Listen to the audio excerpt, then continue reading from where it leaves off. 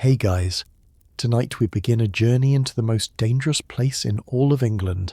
Not a battlefield, not a dungeon, but a bedroom, Elizabeth's bedroom, where every whisper could topple a kingdom, every dream could reveal a traitor, and where the most powerful woman in the world was never, ever alone. So, before we slip behind those velvet curtains together, I need a tiny favour from you. If you end up loving what we uncover tonight, and trust me, we're going deep, hit that subscribe button and give this video a like. Maybe drop a comment telling me where you're watching from, or what time it is where you are. Are you in bed? On a night shift? Procrastinating on something important? I genuinely want to know. Alright, dim those lights, get comfortable, maybe grab some tea or cocoa, and let's step into the year 1562, into a world where even sleep was political. Picture this Whitehall palace. London. The year is 1562. Outside these walls, over 1,000 courtiers, servants, diplomats, and spies buzz around like bees in a hive.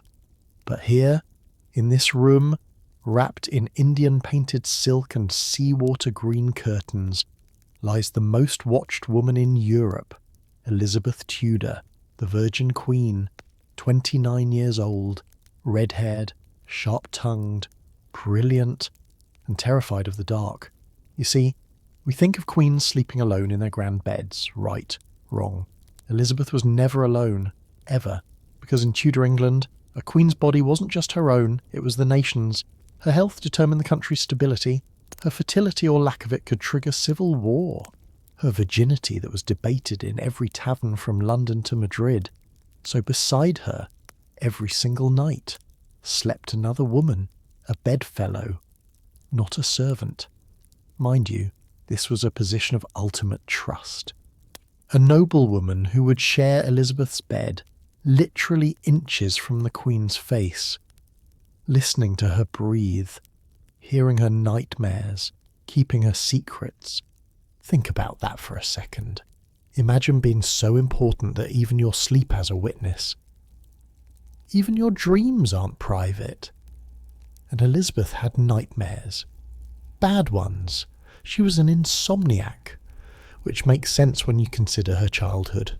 Right, her mother, Anne Boleyn, was beheaded when Elizabeth was 2 years old. Her father, Henry VIII, declared her illegitimate, basically called her a bastard, and she grew up never knowing if she'd be princess, prisoner, or worse. At 14, she was sexually harassed by her stepfather Thomas Seymour in what became a national scandal. At 25, her Catholic half-sister Mary nearly had her executed for treason.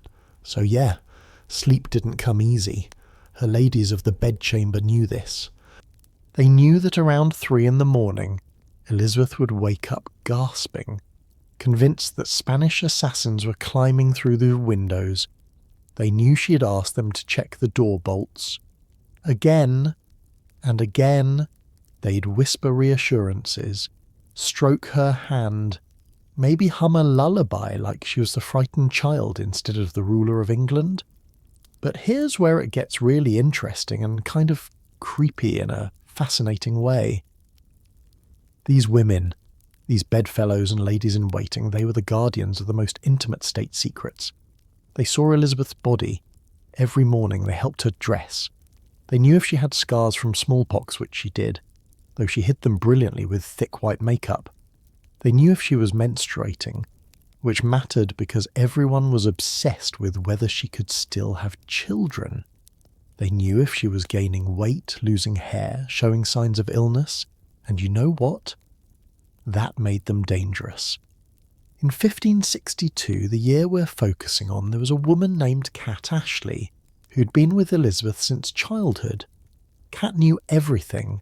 She'd protected Elizabeth during the Seymour scandal.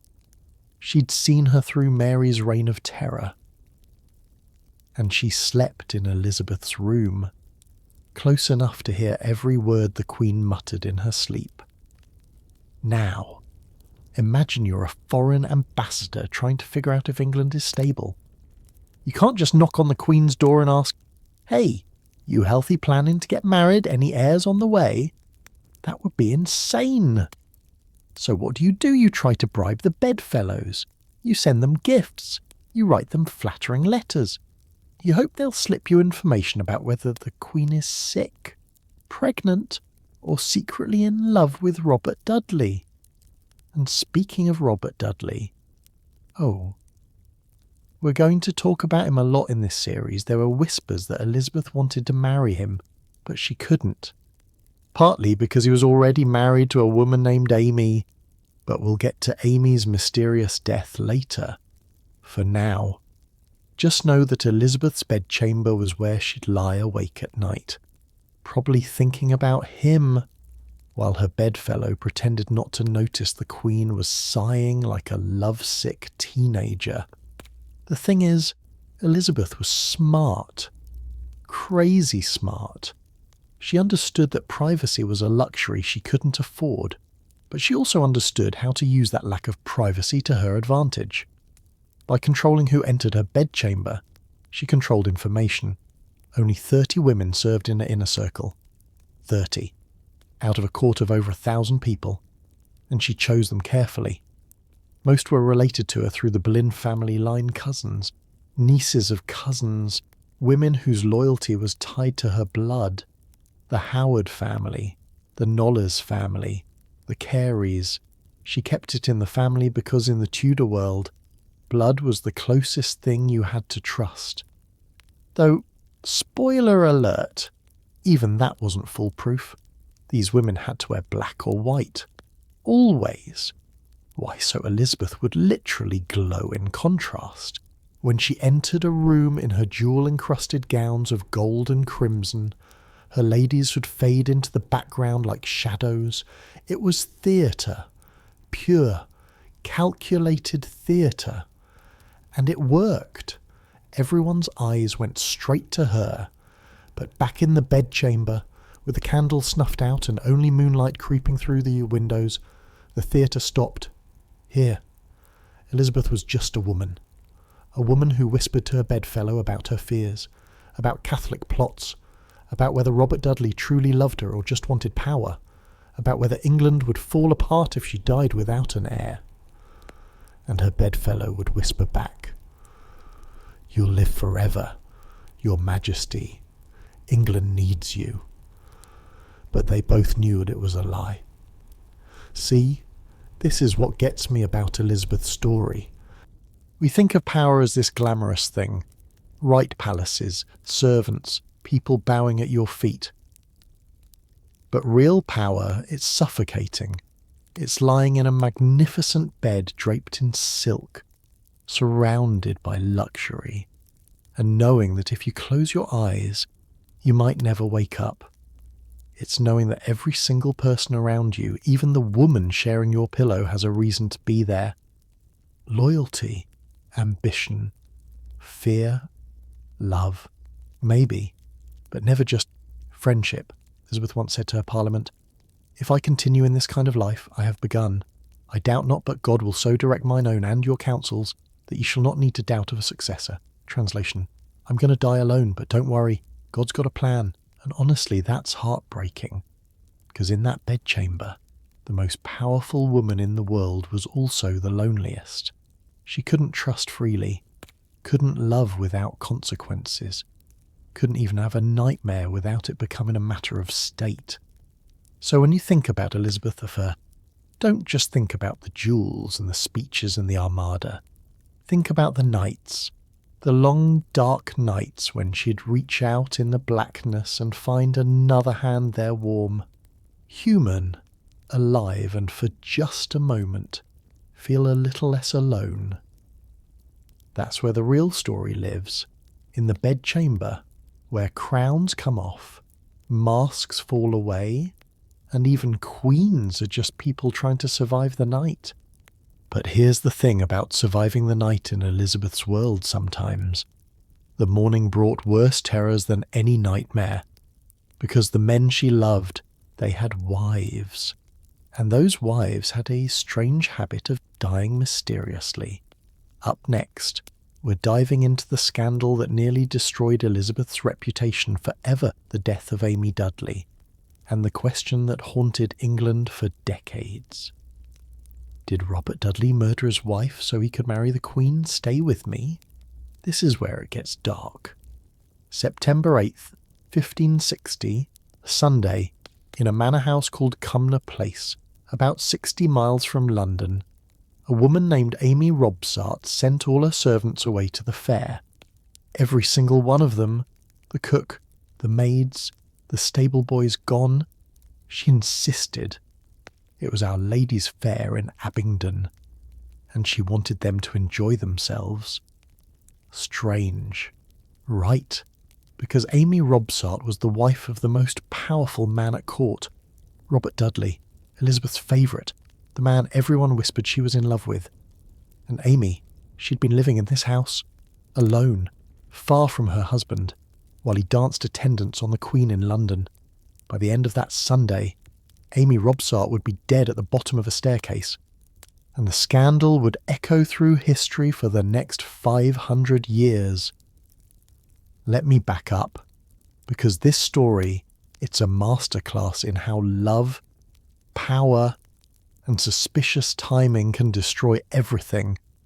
Robert Dudley and Elizabeth Tudor grew up together, literally. When they were kids, both their families were in deep trouble with the crown. Robert's father, the Duke of Northumberland, tried to put Lady Jane Grey on the throne instead of Mary Tudor, and it backfired spectacularly. Robert and his brothers ended up in the Tower of London, condemned to death. Elizabeth, meanwhile, was in her own prison during her sister Mary's reign, suspected of treason, never knowing if today would be her last. So they understood each other in a way nobody else could. They'd both stared death in the face. They'd both survived. And when Elizabeth became queen in 1558 at age 25, one of her first acts was to make Robert Dudley her Master of Horse. Now, that might sound like a boring job guy who takes care of the horses, but it wasn't. The Master of Horse was always close to the monarch, riding beside her, helping her mount and dismount, travelling with her. It was intimate, physical, and everyone noticed. Within months, ambassadors were writing home to their kings saying, guys, I think the Queen of England is in love with her horsemaster. The Spanish ambassador reported that Elizabeth and Robert were together constantly, that she had moved his bedchamber right next door to hers, which, let's be real, was not subtle, and that the court was buzzing with gossip. But here's the problem. Robert was married. He'd married Amy Robsart back in 1550 when they were both teenagers. It was probably a love match initially. Amy came from a wealthy Norfolk family. And Robert was charming, athletic, gorgeous by all accounts, dark hair, tall, excellent dancer. The kind of guy who walked into a room and everyone turned to look. But by 1559, the marriage was clearly falling apart. Amy rarely came to court. She lived in rented houses in the countryside, moving from place to place, while Robert stayed in London with Elizabeth. Some historians think Amy was sick. There were rumours she had breast cancer, which they called a malady in one of her breasts. Others think Robert just abandoned her because he was in love with someone else, the Queen, and Elizabeth she was absolutely smitten. There are letters where she calls him her eyes, her sweet Robin. She gave him massive estates, made him Earl of Leicester in 1564, showered him with money and titles. When foreign princes came to court her, she'd compare them unfavourably to Robert. She'd say things like, well, he's not as tall as Leicester, or he doesn't dance as well as Leicester. Imagine being Amy Robsart. Your husband is the most powerful man in England. But only because another woman who happens to be the Queen is obsessed with him. You're stuck in some manor house in the middle of nowhere. Probably sick. Definitely lonely. and every letter you get from London is about how your husband and the Queen were seen laughing together, riding together, whispering together. How do you even process that now? Here's where the timing gets really suspicious. In the summer of 1560, just weeks before Amy's death, the Spanish ambassador had a conversation with Robert Dudley, and according to the ambassador's report back to King Philip II of Spain, Robert said something chilling. He said that within a year, he expected to be in a new position. A new position. What does that mean? It could mean he expected to be promoted. Or it could mean he expected to be free to marry the Queen. Fast forward to September 8th. Amy sends all the servants to the fair. She stays home alone, and sometime that day, she falls down a flight of stairs and breaks her neck. When the servants return that evening, they find her body at the bottom of the staircase, dead. Her headdress still perfectly in place on her head, which is weird. Right, if you're tumbling downstairs, your headdress should go flying. But hers didn't move. The news reached Elizabeth within days, and you know what she did? She didn't immediately marry Robert. She didn't even let him come to court. She banished him, sent him away, and she ordered a full coroner's inquest into Amy's death, because she understood optics. If she married Robert immediately after his wife's convenient death, every king in Europe would call her a murderer. Catholics would use it as propaganda. Her own people might rebel. So she had to distance herself. Had to look shocked, horrified, innocent. The coroner's jury examined Amy's body. 13 local men, not connected to the court, not bribed at least. We don't think so.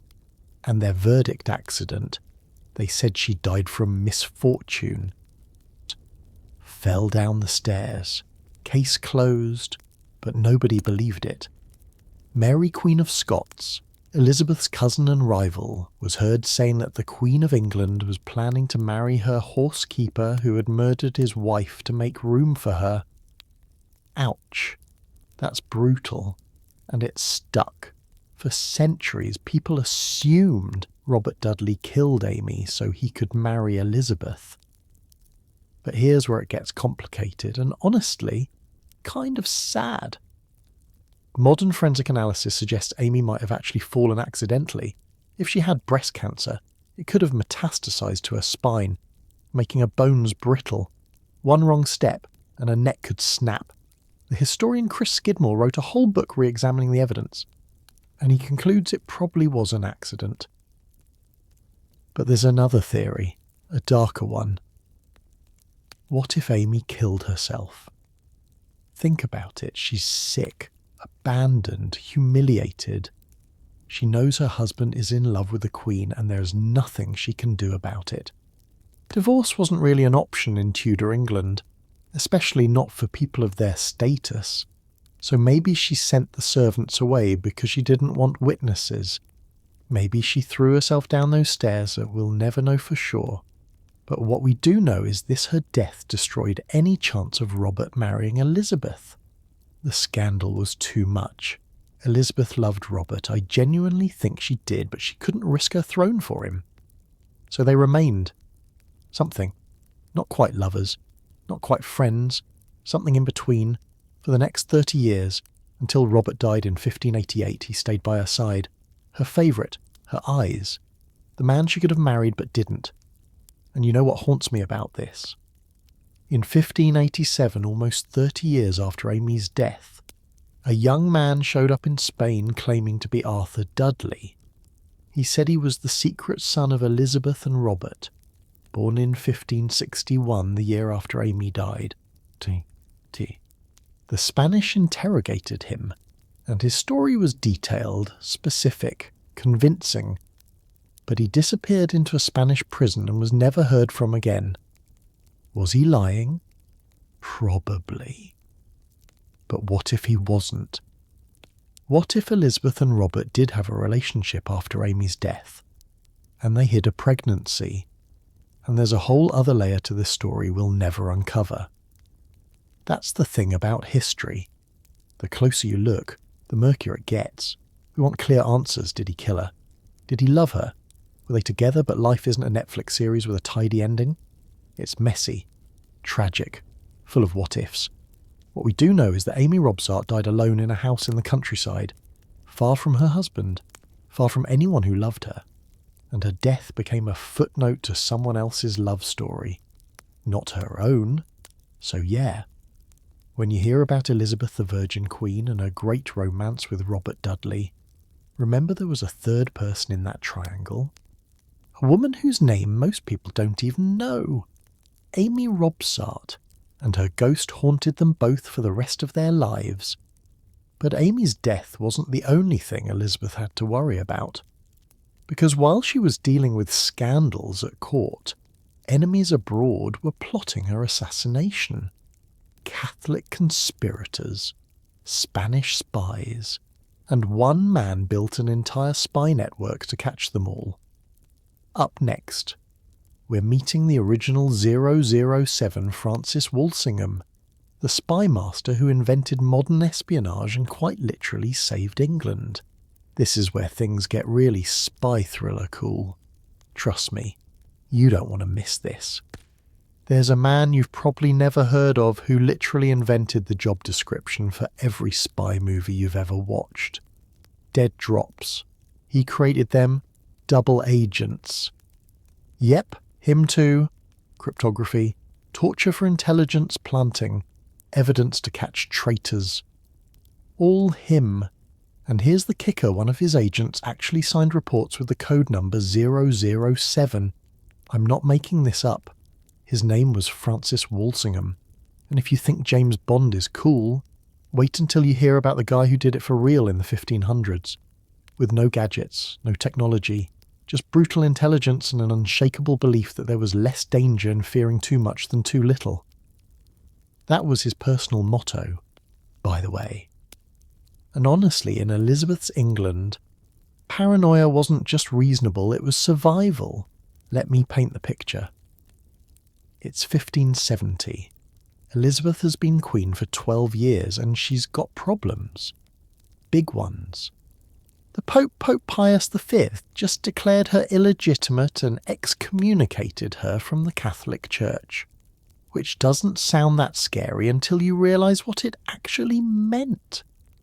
He basically told every Catholic in Europe that killing Elizabeth wasn't a sin. In fact, it would be doing God's work. Suddenly, Elizabeth isn't just a queen with political rivals. She's got a target on her back. Catholic assassins, Spanish spies, English Catholics who want Mary Queen of Scots on the throne instead. And she needs someone who can see them coming before they strike. Enter Francis Walsingham. Now, Walsingham was not your typical courtier. He wasn't charming like Robert Dudley. He didn't write poetry or crack jokes. Contemporary descriptions say he was serious, shrewd, kind of dour, actually. The guy who shows up at the party and immediately starts calculating who's plotting against whom. Elizabeth respected him, probably even trusted him. But she didn't particularly like him. He was too intense. Too grim. But here's the thing, he was also absolutely brilliant. Walsingham had fled England during Mary Thea's reign because he was Protestant and Bloody Mary was burning Protestants at the stake. He spent those years in Europe, studying at universities in Basel and Padua, learning languages Latin, Italian, French, and watching how power worked in different countries. He made connections, observed, learned, and in 1570, when Elizabeth made him ambassador to France, he witnessed something that changed him forever. The St. Bartholomew's Day massacre. On August 24th, 1572, Catholics in Paris slaughtered thousands of Protestants in the streets. We're talking about people being dragged from their homes and butchered, blood running in the gutters, bodies piled in the Seine River. Walsingham was there. He saw it. And it convinced him that Catholic Europe wanted to do the same thing to Protestant England. So when Elizabeth made him principal secretary in 1573, Walsingham didn't just take the job. He built a machine. an intelligence network that spanned all of Europe. He had agents in France, Spain, Italy, the Netherlands, even Turkey and North Africa. These weren't professional spies, those didn't exist yet. They was merchants who eavesdropped in taverns, servants in foreign courts who read private letters, university students who reported on who was meeting with whom. Walsingham recruited them, paid them often out of his own pocket because Elizabeth was notoriously stingy with budgets, and coordinated them all from London. And he had a secret weapon, Thomas Phillips. Phillips was Walsingham's master codebreaker. This guy could crack ciphers like you and I solve Sudoku puzzles. During this period, people used substitution ciphers to hide their messages, where A becomes X, B becomes Z, that kind of thing. Seems simple, right, but in the 1500s, if you could read someone's encrypted letters, you basically had superpowers. Phillips used something called frequency analysis, a technique invented by a 9th century Arabian scholar named Abu Yusuf al-Kindi. The idea is simple in any language. Certain letters appear more often than others. In English, E is the most common. So if you see a symbol appearing frequently in a cipher, it's probably E. Once you crack one letter, the rest fall like dominoes. Brilliant. Right. But Walsingham didn't just intercept and decode letters, he forged them. He'd catch a messenger carrying treasonous correspondence, open the letter, copy it, add a fake paragraph to make the conspiracy seem worse than it was, then reseal it and send the messenger on his way. The recipient would have no idea they were reading Walsingham's fan fiction inserted into their actual treason plot. Devious, illegal by today's standards, but incredibly effective. Now, I know what some of you are thinking. Wasn't this guy just a paranoid control freak who violated people's privacy? And yeah, fair point. Walsingham absolutely ran what we call a surveillance state. He had informants everywhere. Tavern owners who reported suspicious conversations, jailers who tortured prisoners in the Tower of London to extract confessions, priests who spied on their own congregations. The Tower had some truly horrific torture devices. There was little ease, a cell so small you couldn't stand up or lie down, just crouch in agony. There was the scavenger's daughter, an iron contraption that folded you into a fetal position until you hemorrhaged. And of course, the rack, which stretched your body until your joints dislocated. Walsingham's agents used all of them. So yeah, the man wasn't running a friendly neighbourhood watch. He was running a ruthless counterintelligence operation where the ends absolutely justified the means. But here's the thing, he was right. The threats were real. In 1571 he helped uncover the Ridolfi plot, a conspiracy to assassinate Elizabeth and replace her with Mary Queen of Scots. In 1583 he foiled the Throckmorton plot, another Catholic scheme involving Spanish invasion. And in 1586 he pulled off his masterpiece, the Babington plot, which we're going to dive into later because it's genuinely one of the most brilliant intelligence operations in history. But what I want you to understand about Walsingham is that he wasn't doing this for glory. Elizabeth never really rewarded him properly. He died in debt in 1590 because he'd spent his own fortune funding a spy network. No state funeral, no grand monument, just a quiet burial and a Spanish spy reporting back to Madrid that England was in much sorrow over his death. And you know what King Philip II of Spain wrote in the margin of that report? He said Walsingham's death was bad news for England, but good news for Spain. That's how dangerous Walsingham was. Spain's greatest enemy wasn't Elizabeth's army or navy. It was this one serious, grim-faced bureaucrat who could read their mail. Think about that. We celebrate generals and admirals, right, the guys with swords and ships. But Walsingham won battles without ever drawing a weapon. He defeated invasions that never happened because he caught them during the planning stage. He saved lives by taking others morally complicated. Sure, but effective, and his methods. They became the foundation of MI5 and MI6. British intelligence agencies today literally have red roses in their heraldic symbols as a tribute to Walsingham, who used a rose on his personal seal. The modern intelligence community traces its DNA directly back to this guy's network of spies, code breakers, and double agents. So the next time you watch a spy thriller and the heroes are intercepting emails, planting bugs, running double agents, remember that a Tudor-era bureaucrat invented all of that. With quill pens and horse-drawn messengers. Oh, and that agent who signed his name 007. His real identity is still debated by historians. But he existed. Walsingham's spy network was that organised, that professional.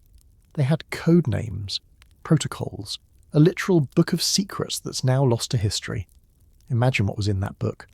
Trade secrets of espionage from the 1580s, techniques for opening and resealing letters without detection, invisible ink formulas, how to recruit assets, how to turn someone into a double agent, all of it just gone.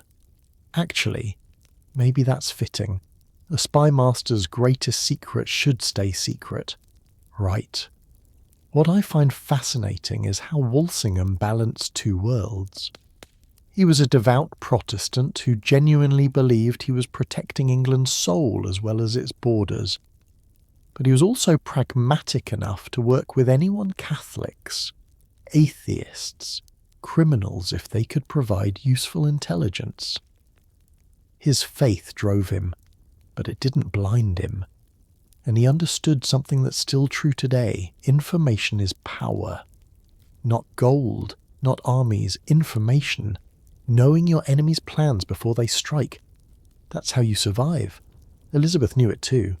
She might not have liked Walsingham personally, but she kept him close for 17 years because he delivered results. He kept her alive, kept her throne secure.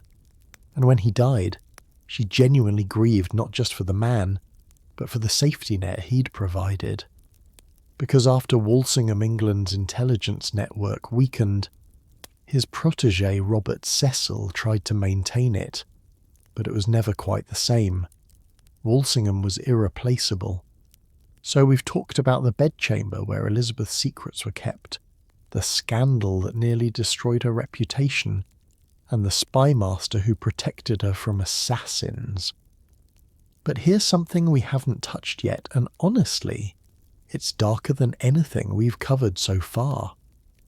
Because before Elizabeth ever became queen, before she had power to protect herself, she was a 14-year-old girl. And someone very close to her family decided she was fair game. What happened next was a scandal that almost ended her life before it even began. And it shaped everything about how she viewed men, power, and marriage. Let's go back to where it started, to the moment innocence ended. January 1547. Elizabeth Tudor is 13 years old. Her father, Henry VIII, has just died. And for the first time in her chaotic childhood, she thinks maybe, just maybe, things might get better. Her brother Edward is now king. He's only 9, but he's Protestant like her, and he's always been sweet to her. And better yet, Elizabeth gets to live with her stepmother, Catherine Parr. Catherine, who actually liked Elizabeth, who taught her Greek and Latin, who made her feel wanted instead of like some shameful reminder of Anne Boleyn's execution. For a teenage girl who'd spent most of her life being shuffled around, declared illegitimate, half forgotten this felt like stability, like maybe she could just be a normal young woman studying her books, practicing her music, living quietly. And then Catherine Parr married Thomas Seymour. Now, before we go further, let me set something straight. What I'm about to tell you isn't a romantic scandal. It's not some juicy affair between a princess and a dashing nobleman. This is about a 39-year-old man sexually harassing a 14-year-old girl in his household. And I'm going to call it what it is, because the historical whitewashing of this story has gone on long enough. Thomas Seymour was the brother of Jane Seymour, Henry VIII's third wife, the one who died giving birth to Edward. That made him Elizabeth's former uncle, kind of, which already makes this weird. But here's where it gets creepy right after Henry VIII died. Before Catherine Parr had even finished mourning, Thomas proposed marriage to Elizabeth. She was 13, he was nearly 40, and he'd been lurking around her for years, watching her grow up. Elizabeth said no. Thank God. But then Thomas turned around and married Catherine Parr instead, the widowed queen, who was wealthy, well-connected, and conveniently housed Elizabeth in her household. So now Elizabeth is living under the same roof as this man who tried to marry her. Do you see the problem here? At first, it seemed fine. Thomas was charming. Everyone said so. Handsome, witty, ambitious, the kind of guy who lights up a room. He probably seemed fun compared to the sombre tutors and serious ladies who usually surrounded Elizabeth. And Catherine loved him. She was in her mid-30s, had been married 3 times before for political reasons, and apparently Thomas made her feel young and desired. But then the games started. Thomas would come into Elizabeth's bedchamber in the mornings, early, before she was dressed. He'd be wearing just his nightshirt, basically underwear by Tudor standards, and he'd burst in, tickle her, slap her on the backside if she was still in bed, and generally act like this was all hilarious fun. Elizabeth's governess, Cat Ashley, was horrified. She tried to stop it, told Thomas it was inappropriate, told Elizabeth to lock her door. But Thomas had the keys to every room in the house. He was the master of the household. What was a governess supposed to do? And here's the thing that makes my skin crawl. Sometimes Catherine Parr participated. She'd hold Elizabeth down while Thomas tickled her. They'd chase the teenage girl through the garden and cut her dress to ribbons with scissors while she was wearing it. Can you imagine? You're 14. You're in your nightgown. 2 adults are chasing you, laughing, cutting your clothes off your body, and everyone's pretending it's a game. Now, historians have debated for centuries whether Elizabeth enjoyed this attention. Some biographers suggest she had a crush on Thomas, that she was a willing participant. And maybe she did develop confusing feelings. Trauma bonding is real, and teenage brains aren't fully developed. But let's be absolutely clear, this was abuse. A grown man in a position of power was grooming a child in his care. And it got worse. One morning, Catherine caught Thomas embracing Elizabeth. Just the 2 of them, alone. The historical records say Catherine discovered them in each other's arms. Though what exactly that means is debated. Was it innocent? Was he forcing himself on her? We don't know. But what we do know is that Catherine's reaction wasn't to protect the girl. She sent Elizabeth away, May 1548. Elizabeth, now 14, is shipped off to another household, away from court, away from Catherine, who she'd loved, and the official reason for Elizabeth's good name and reputation. As if Elizabeth had done something wrong. Imagine how that must have felt. You're being harassed by a man in your own home, and when it's discovered, you're the one who gets punished. You're the one whose reputation is ruined. Not him. You. And it gets darker. Catherine Parr died in September 1548, just a few months later. From complications after childbirth. She was 36. On her deathbed, she apparently raved about being poisoned, though historians think it was probably puerperal fever, childbed fever. But the timing meant Thomas was now a widower, free to pursue his ambitions, and boy, did he have ambitions. Thomas decided the best path to power was to marry Elizabeth and use her claim to the throne to control young King Edward. He started spreading money around, trying to bribe officials, building a private army. It was clumsy, obvious. The kind of plot a smarter man would never attempt.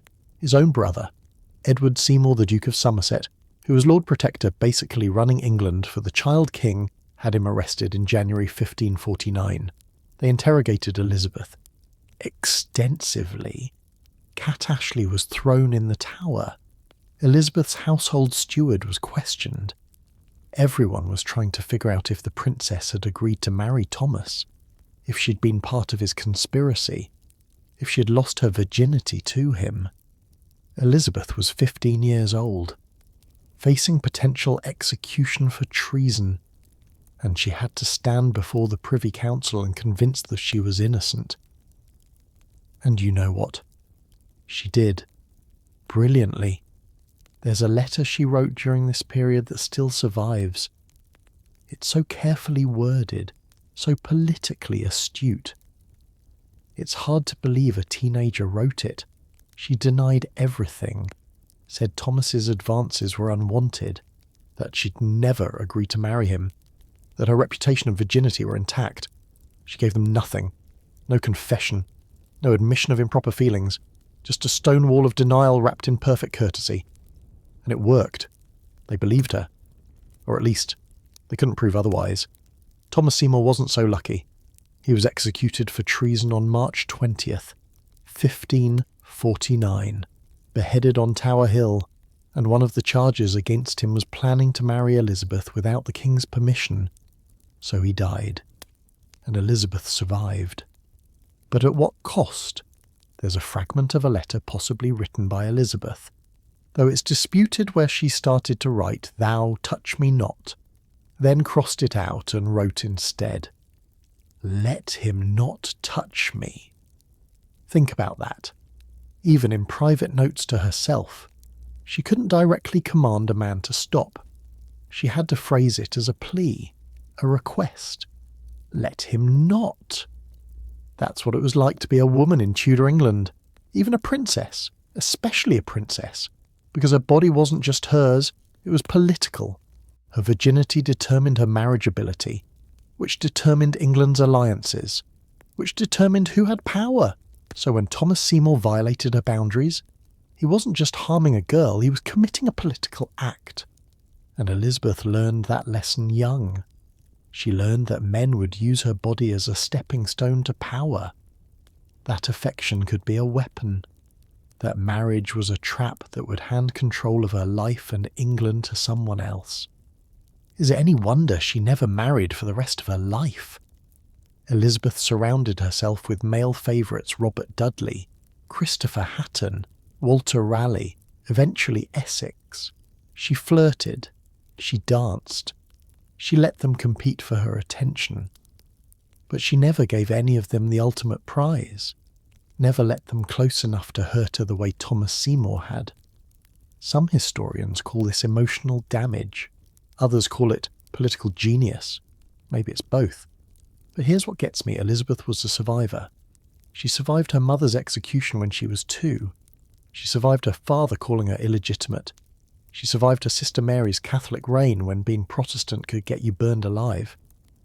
And she survived Thomas Seymour. By the time she became queen at 25, she'd already endured more trauma than most people face in a lifetime. The bedchamber invasions, the public humiliation, the interrogations, the constant knowledge that one wrong move could mean execution. And she used it. She weaponized her vulnerability, turned it into armour. The Virgin Queen wasn't just a political strategy, it was self-protection. If she never married, no man could control her. If she never had children, no rival could use them against her. If she kept everyone at arm's length, nobody could hurt her the way Thomas Seymour had. Honestly, I think that's what makes Elizabeth so remarkable. Not that she was perfect, she wasn't. Not that she was undamaged, she clearly was damaged. But that despite everything, she took the crown and held it for 45 years. She turned trauma into strength, though I do wonder sometimes what teenage Elizabeth thought about. Late at night, after the Seymour scandal broke, whether she blamed herself, whether she wished she'd screamed louder, fought harder, told someone sooner. Whether the nightmares ever stopped, we know adult Elizabeth was afraid of the dark. We know she had insomnia. We know she needed people sleeping beside her. Maybe now you understand why. But Elizabeth's survival skills were about to be tested in ways she never imagined. Because while she was learning to navigate dangerous men at court, the women around her, her ladies-in-waiting, were playing their own high-stakes games. These weren't just servants or companions. They were gatekeepers of power, wielders of influence, and sometimes the Queen's most dangerous rivals. Up next, we're pulling back the curtain on the ladies who controlled access to Elizabeth, the marriages that sent her into violent rages, and the brutal truth about what happened when you crossed the Virgin Queen. And trust me, she didn't just get angry, she got violent. Here's something most people don't realise about Elizabeth's court. The most powerful positions weren't held by the men with fancy titles. They were held by 30 women who dressed the Queen, bathed her, slept beside her, and controlled every single person who wanted to get close to her. These weren't servants. They were noble women, gatekeepers, and Elizabeth guarded them like a dragon guards treasure violently, possessively, and with absolute fury when anyone tried to take them away. Let me tell you about the day Elizabeth broke someone's finger. The year is 1591. A young woman named Mary Shelton serves as one of Elizabeth's maids of honour. She's beautiful, charming, comes from good family. The Sheltons were connected to the Boleyns, so Mary is basically Elizabeth's distant cousin. She has everything going for her at court, except she makes one catastrophic mistake: she falls in love. And worse, she gets married. In secret. When Elizabeth finds out, she doesn't just get angry. She physically attacks Mary, grabs her hand and bends her finger backward until it breaks. Snap. Just like that. A Queen of England assaulting one of her own ladies-in-waiting with her bare hands. Why? Because Mary didn't ask permission. And in Elizabeth's world, that wasn't just disrespectful, it was betrayal. Now, before you think Elizabeth was just an unhinged abuser, which, okay, breaking someone's finger is definitely unhinged. You have to understand the system. Elizabeth's ladies-in-waiting weren't just companions. They were political assets. Their marriages could create alliances or rivalries that threatened the balance of power at court. Every wedding was a political statement. And more than that, Elizabeth was pathologically possessive of the people she loved. She couldn't keep Robert Dudley to herself because he was a man with his own power and property. But her ladies, they belonged to her household. They were hers, and she was not letting them go without a fight. The rules were clear. If you were a maid of honour, an unmarried young woman serving the Queen, you had to ask permission before you got married. And Elizabeth's permission was, let's say, hard to get, because every marriage meant losing someone from her inner circle, someone who knew her secrets, someone she trusted. So when her ladies married anyway, especially in secret, Elizabeth lost her mind. Take Lettice Knollys. Oh man, Lettice's story is brutal. Lettice was Elizabeth's cousin. Her grandmother was Mary Boleyn, Anne Boleyn's sister, so there's actual Boleyn blood there. Lettice served as a lady-in-waiting, and by all accounts she was stunning. Tall, red-haired like Elizabeth, vivacious. Some people said she looked more like Henry VIII's daughter than Elizabeth did, which probably didn't help their relationship. Lettice was married to Walter Devereux, the Earl of Essex. But Walter spent a lot of time in Ireland dealing with military matters. And back in England, Lettice started an affair with, you guessed it, Robert Dudley, Elizabeth's Robert, her eyes. Her favourite for nearly 20 years. Now, Robert and Elizabeth were never officially together. We talked about that, but emotionally he was hers, and everyone knew it. When Walter Devereux died in Ireland in 1576, rumours immediately started flying that Robert had poisoned him. There was an official investigation that found he died of dysentery, which was common enough in 16th century Ireland. But the rumours never went away. People whispered that Robert killed Walter so he could marry Lettice. And in 1578 he did, in secret, at 7 o'clock in the morning in a private ceremony with almost no witnesses. When Elizabeth found out, and it took her almost a year to find out she went ballistic, she called Lettice a she-wolf, banned her from court permanently. And I mean permanently. Lettice never set foot in Elizabeth's presence again for the rest of the Queen's life. 25 years, exiled for marrying the wrong man. Robert tried to keep both women happy. He'd visit Lettice at their country estates, father children with her, play the devoted husband. Then he'd return to court and flirt with Elizabeth, dance with her, pretend nothing had changed. It must have been exhausting and humiliating for everyone involved. Elizabeth punished him too, in her own way. She'd fly into jealous rages, ignore him for weeks, then suddenly summon him back into favour because she missed him. It was toxic, dysfunctional, and it went on until Robert died in 1588. But here's the thing. Elizabeth's jealousy wasn't just about romance. It was about control. These women and men were her family.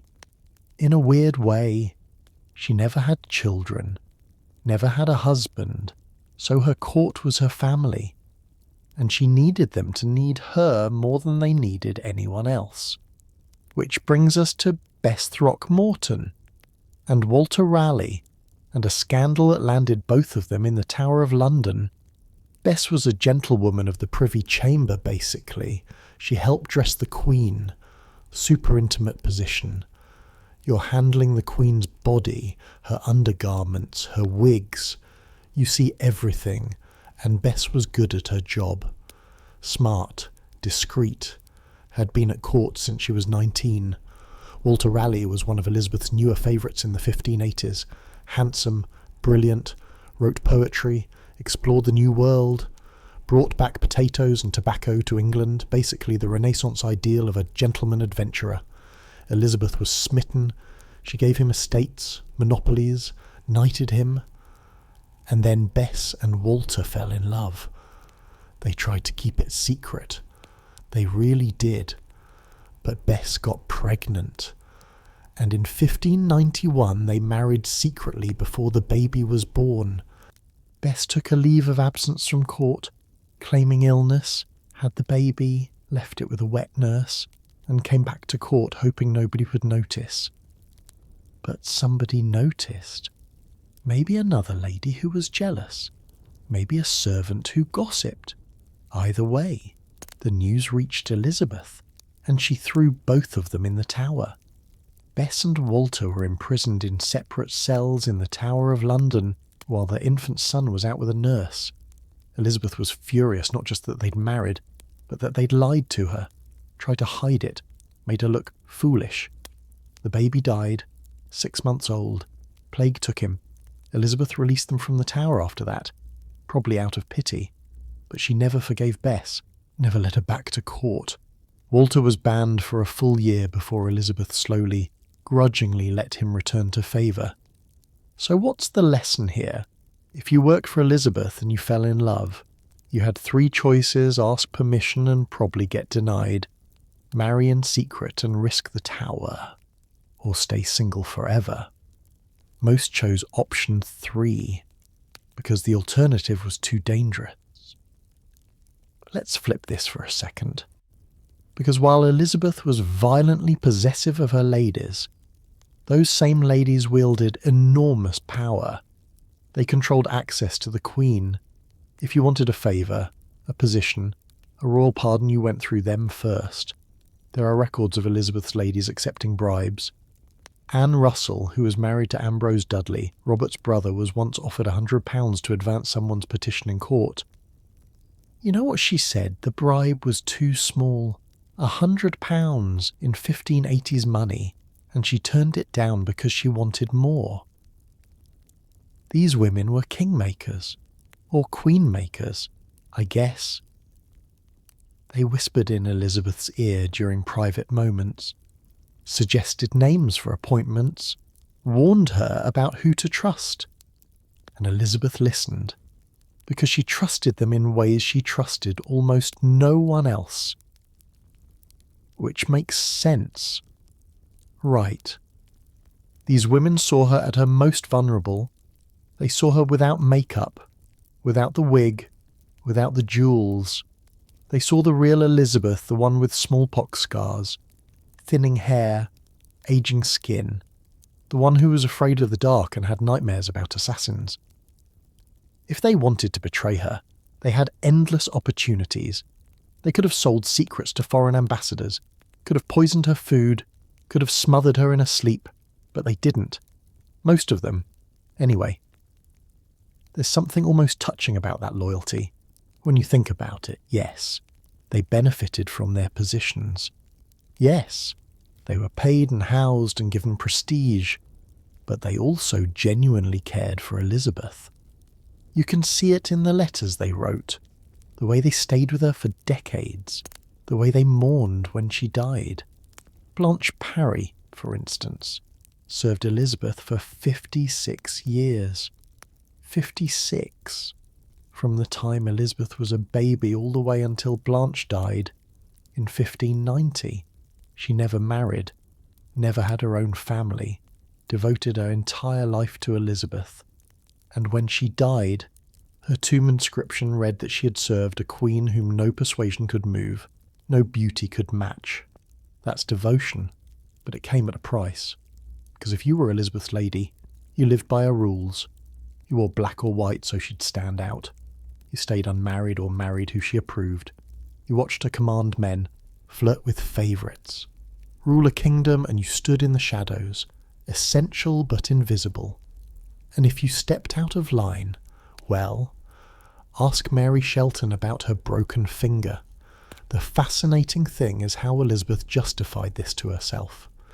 She'd say she was protecting her ladies' reputations, keeping them safe, making sure they married well, but really she was protecting herself from loneliness, from loss, from the terrifying possibility that everyone she loved would leave her. Which, when you think about her childhood mother beheaded, father rejected her, Thomas Seymour abused her, Sister Mary nearly killed her, makes a horrible kind of sense. Elizabeth learned early that love meant pain, that people left, that trust was dangerous, so she built a fortress of women around herself and made absolutely sure they could never escape. But all of Elizabeth's control, all her ladies-in-waiting, all her spies and security couldn't protect her from the one enemy she never saw coming, her own body. In October 1562, Elizabeth came down with what everyone thought was a simple cold. Within days, she was dying. Her counsellors were panicking, fighting over who should succeed her, while the Queen lay unconscious, covered in pustules, her face unrecognisable. This wasn't just a health crisis. It was a constitutional nightmare. And what happened next, the desperate medical intervention, the deathbed confession, the lady who paid the ultimate price, that's where we're going right now. Because when the Virgin Queen nearly died at 29, she revealed secrets she never meant to tell. October 10th, 1562, Elizabeth feels a headache coming on. Nothing serious. Maybe she's tired, she's been working constantly, dealing with Parliament, managing her counsellors, playing the diplomatic game with France and Spain. She decides to take a bath. Her courtiers are horrified. A bath. When you're feeling ill, don't you know that opens your pores and lets disease in? Yeah. Tudor medical theory was not great, but Elizabeth ignores them. She takes a bath, and within 48 hours she's dying. The fever hits first, high, burning, relentless. Then she starts losing her ability to speak. Her ladies are terrified because the Queen is trying to tell them something, but the words won't come out. And here's the really scary part. No spots appear on her skin. No rash, no pustules, nothing. Her physicians examine her and deliver their verdict without the telltale rash. The disease is trapped inside her body. There's no way for it to escape. She's going to die. Elizabeth is 29 years old. She's been queen for exactly 4 years, and England is about to lose her. The Privy Council convenes in emergency session. These are the most powerful men in England: William Cecil, Robert Dudley, the Duke of Norfolk, the Earl of Arundel, and they're supposed to be figuring out the succession. Who becomes monarch if Elizabeth dies, except they can't agree at all. Cecil pushes for Lady Catherine Grey. She's Henry VIII's great-niece. Protestant, currently alive and in England. Seems logical, right? But Catherine is also imprisoned in the Tower for marrying without Elizabeth's permission, yes. Elizabeth was already breaking her lady's fingers, metaphorically even back then. And half the council think she's illegitimate anyway. Some councillors want Mary Queen of Scots. She's got the strongest hereditary claim as Henry VIII's great-niece through his sister Margaret. But she's Catholic. She's Queen of Scotland. And she's married to the King of France. So if Mary becomes Queen of England, does that mean France basically controls England? No thank you. Then there's the Earl of Huntingdon, who's descended from the York royal family. He's Protestant, English, male. But his claim is pretty distant, and nobody's particularly excited about him. So they're sitting in this room. The Queen is unconscious upstairs, possibly dying. And these grown men are essentially having a not-it contest about who should rule England next. Meanwhile, Elizabeth's cousin Lord Hunsdon, Henry Carey, is panicking for a different reason. He refuses to believe the royal physicians, so he goes rogue and summons his own doctor, a German physician named Dr. Burcott. The royal doctors are furious. Who does this German think he is? But Hunsdon doesn't care. He brings Dr. Burcott to Hampton Court Palace, drags him to Elizabeth's bedchamber, and Dr. Burcott takes one look at the unconscious Queen and says, "Smallpox." The royal physicians scoff. She doesn't have the rash. It can't be smallpox. "Doctor," Burcott says, "it is. And if you don't let me treat her right now, she'll be dead by morning." Now, imagine being Dr. Burcott in this moment. If you treat the Queen and she dies, you'll probably be executed for killing her. If you don't treat her and she dies, well, she's dead either way. But if you treat her and she lives, you're a hero. He chooses to treat her. His method is wild. He has the servants wrap Elizabeth head to toe in red flannel cloth. Red. Specifically red. Maybe he thought the colour had healing properties. We don't know. Then he has them carry her close to the fireplace. This is October in England, so it's already cold, but he wants her hot, sweating. He's basically trying to force the disease out through her skin. For 2 hours, Elizabeth lies there, wrapped like a mummy, roasting by the fire, completely unconscious. And then she wakes up. She opens her eyes. She can speak again. The crisis has passed. And right on cue, the rash appears. Pustules erupt all over her skin, her face, her hands, her body. The smallpox has finally shown itself, which in Tudor medicine means the disease is escaping. She's going to survive. The Privy Council, who've been arguing downstairs this whole time, are immediately summoned to her bedchamber. And you know what Elizabeth does, still feverish, still covered in pustules, probably in excruciating pain. She starts giving orders. First, she addresses the elephant in the room.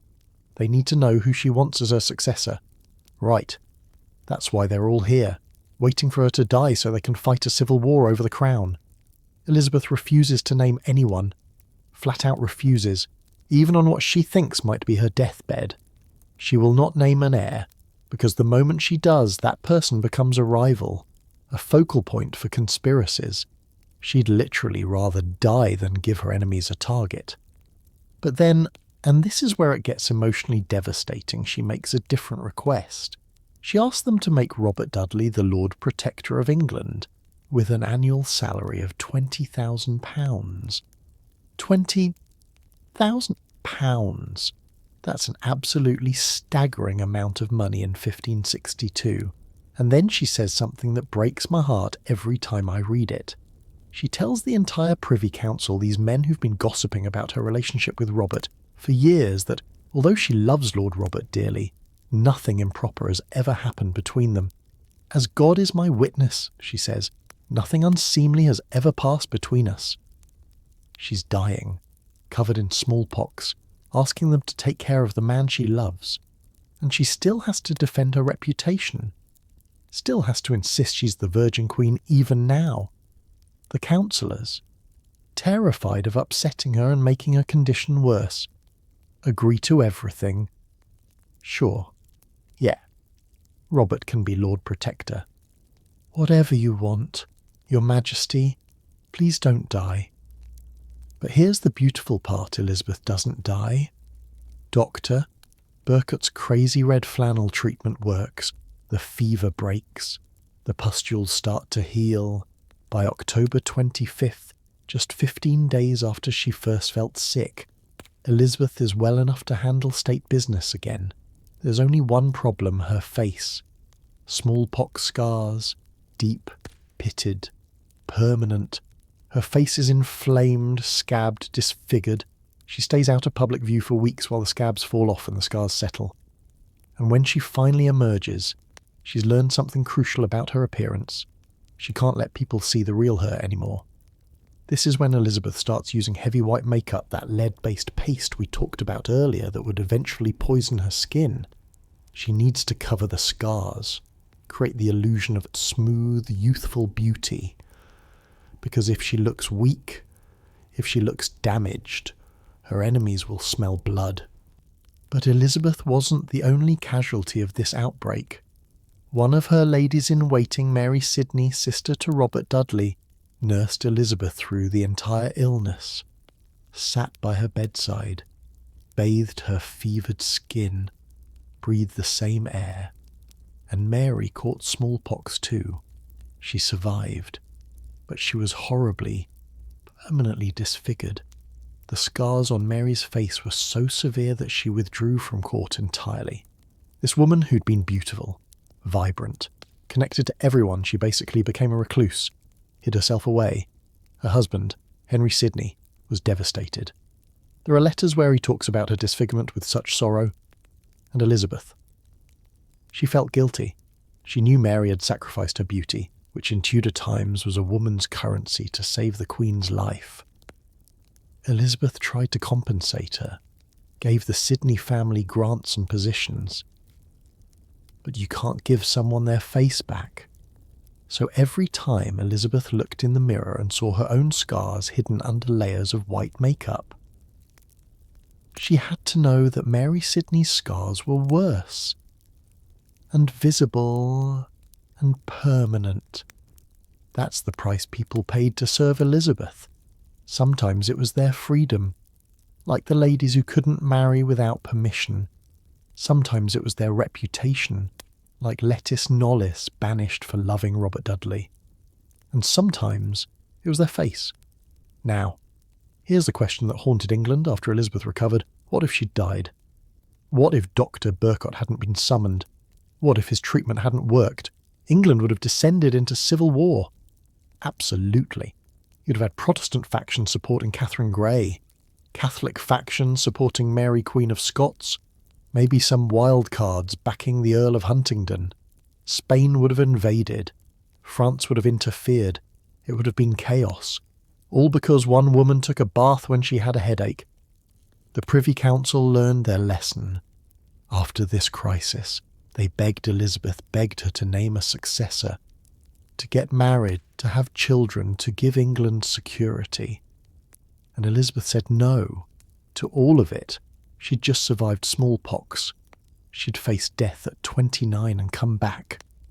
And her takeaway wasn't, I should secure the succession. It was, I'm invincible. Which, fair. She did survive when her own doctor said she'd die. That's got to mess with your sense of mortality. Right makes you feel chosen, protected by God, destined for something greater. But it also made her reckless in some ways. She continued refusing to marry, refusing to name an heir, playing dangerous games with her own safety because she genuinely believed she couldn't die. Spoiler alert, she was wrong. We'll get to that eventually. For now, though, Elizabeth emerged from the smallpox crisis more powerful than before. She'd survived. She'd refused to give in to pressure. And she'd proven that England needed her more than she needed a husband or an heir. The Virgin Queen wasn't just a political strategy anymore. It was her identity, her armour, her weapon, and she wielded it brilliantly for the next 40 years. So Elizabeth survived smallpox, kept her throne, and refused to name an heir, but her possessive control over her court, that was just getting started. Because the women who served her weren't just loyal companions, they were prisoners in a gilded cage. And when they dared to fall in love, to marry, to have lives outside the Queen's shadow, Elizabeth didn't just break fingers, she went absolutely nuclear. We've touched on Lettuce and Bess, but there are stories we haven't even gotten to yet. Stories of physical violence, prison sentences, and banishments that lasted decades. Up next, we're diving deep into Elizabeth's darkest moments, the times when jealousy turned the Virgin Queen into something terrifying. Because absolute power doesn't just corrupt, sometimes it breaks. You know what nobody tells you about Queen Elizabeth? She had a temper. And I don't mean she got snippy or wrote passive-aggressive letters. I mean she physically assaulted people, slapped faces, broke bones, threw things, screamed until her voice gave out. The Virgin Queen, the Gloriana, the woman on the coins, she was also capable of terrifying. Explosive violence when someone crossed her, especially when it came to marriage. Let's talk about Elizabeth Vernon, because her story shows just how far Elizabeth would go to punish love. It's 1598. Elizabeth Vernon is a maid of honour, one of those young, unmarried noblewomen we've been talking about. She's beautiful, vivacious, only about 18 years old, and she's having an affair with Henry Wriothesley, the Earl of Southampton. Now, Southampton's interesting. He's young, handsome, obscenely wealthy, and he's Shakespeare's patron. Yeah, that's Shakespeare. Some scholars think Shakespeare wrote his sonnets to Southampton, which... Let's not go down that rabbit hole right now. Point is, Southampton is a catch. Elizabeth Vernon gets pregnant. She and Southampton panic. They know Elizabeth will be furious if she finds out. So they do the only thing they can think of. They get married in secret. And Elizabeth Vernon goes to the country to have the baby, claiming she needs rest for her health. But secrets don't stay secret at Elizabeth's court. Someone talks, maybe a jealous rival, maybe a servant who saw too much. Either way, word gets back to the Queen, and Elizabeth loses it. She has both of them arrested and thrown into Fleet Prison. Not the tower that was reserved for high treason, but Fleet Prison was no picnic either. It was a debtor's prison, filthy and overcrowded, where people were crammed into cells with common criminals.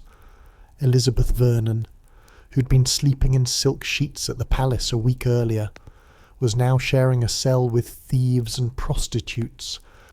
They spent about a week there before someone, probably the Earl of Essex, who was Southampton's friend, intervened and got them released. But the message was clear: you don't get married without the Queen's permission. Ever. And here's what makes this so twisted. Elizabeth Vernon's crime wasn't getting pregnant out of wedlock. That would have been scandalous. Sure. But Elizabeth might have quietly dealt with it. No. Her crime was getting married, choosing a husband, creating a family unit that didn't revolve around the Queen. That's what Elizabeth couldn't tolerate. Think about the psychology here. Elizabeth had convinced herself that she'd sacrificed marriage and children for England. She'd given up a normal life to be queen. And when her lady's young, Fertile, beautiful women got to have what she couldn't. It felt like betrayal, like they were rubbing her face in everything she'd lost. Now, some historians try to explain this away as political pragmatism. They'll say Elizabeth controlled marriages because they created factions at court, shifted the balance of power, all that rational political stuff. And yeah, that's true soon. But it doesn't explain the violence, the broken finger, the screaming, the physical attacks. That's not policy. That's rage. There's a story, and I want to be clear. This one's harder to verify, but it appears in multiple sources about Elizabeth physically attacking one of her ladies for wearing a dress that was too beautiful. The lady showed up to court in a gown that was apparently nicer than anything Elizabeth was wearing that day, and the Queen just slapped her in front of everyone. Can you imagine you spend weeks planning your outfit, excited to look your best, and the Queen of England hits you because you're prettier than she is? But that's the thing about aging, right? Elizabeth was stunning when she was young. We have early portraits that show a genuinely beautiful woman, clear skin, bright eyes, elegant features, but smallpox had scarred her. Time was aging her. The white lead makeup she used to cover the scars was slowly poisoning her skin, making it worse. And all around her were these fresh-faced teenage girls in their first bloom of youth. How do you compete with that? You can't. You're the Queen. You have all the power in the world, but you can't stop time. Can't stop your ladies from being young and lovely while you're painting over scars and hiding thinning hair under wigs. So, Elizabeth enforced the one rule they had to wear black or white. Muted colours. Nothing flashy. They had to fade into the background so she could shine. And it worked, from a theatrical standpoint, when Elizabeth entered a room in crimson and gold dripping with jewels, surrounded by ladies in black and white. All eyes went to her. It was stagecraft, power through aesthetics. But underneath the theatre there was desperation. A woman terrified of becoming invisible. Let's go back to Lettice Knollys for a minute, because we touched on her earlier, but there's more to that story. After Robert Dudley married Lettice in 1578, Elizabeth didn't just ban Lettice from court, she made it her personal mission to humiliate her. Elizabeth would invite Robert to court functions and specifically tell him not to bring his wife. So Robert would show up alone, dance with the Queen, flirt with her, act like he was still her devoted favourite while his actual wife was sitting at home, forbidden from attending. Then Robert would go home to Lettice, and they'd try to have a normal marriage. They had a son together in 1581, a little boy they called Robert, styled as Lord Denbigh. Robert Dudley finally had her a male heir. He must have been overjoyed. The child died in 1584, 3 years old, some kind of illness, the records aren't clear. And Elizabeth, there's no record of her sending condolences. No letter of sympathy to Robert about losing his son. Nothing. Cole doesn't even begin to describe it. Robert was apparently devastated. He wrote letters about seeking comfort in God since princes seldom do pity according to the rules of charity. That's a pretty clear shot at Elizabeth, right? He's grieving his child, and the Queen, the woman who supposedly loved him, can't even pretend to care because she's still furious that he married someone else. That's what jealousy did to Elizabeth. It turned her cruel. But here's where it gets really complicated, because Elizabeth's cruelty came from a place of genuine pain. She wasn't a sociopath who enjoyed hurting people. She was a woman who'd been abandoned, betrayed, and traumatized so many times that she built walls around her heart made of iron and razor wire. When Thomas Seymour abused her, nobody protected her. When her sister Mary imprisoned her, she was alone. When she became queen, every man who proposed to her wanted England, not Elizabeth. the crown, not the woman. So yeah, she lashed out, she broke fingers and banished brides and threw people in prison. Because if she couldn't trust anyone, if everyone was trying to use her or leave her, then she'd control them first. Hurt them before they could hurt her. It's tragic and awful and deeply human. There's one more story I need to tell you about a woman named Anne Vavasour. Anne was a maid of honour in the early 1580s. Young, beautiful, from a good family, and she had an affair with Edward de Vere, the Earl of Oxford. Anne got pregnant seeing a pattern here and gave birth to an illegitimate son in 1581. The baby was born in the maiden's chamber at court, the room where the unmarried ladies slept. Can you imagine the chaos? A woman in labour screaming, while the other maids frantically tried to figure out what to do. Elizabeth found out immediately, obviously, and she threw both Anne and the Earl of Oxford into the Tower. Anne was imprisoned for about 8 weeks, her newborn baby taken away. The Earl was locked up for several months.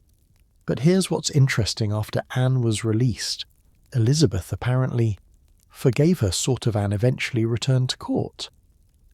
Not as a maid of honour, but in a lesser position. She stayed in Elizabeth's orbit for years. Why? Maybe because Anne didn't marry the Earl of Oxford. The baby was illegitimate, which was shameful, but it didn't create a new power alliance, didn't shift the balance of the court. And crucially, Anne threw herself on Elizabeth's mercy instead of defiantly defending her choices. So Elizabeth punished her, made an example of her, but ultimately let her back in. That's the formula.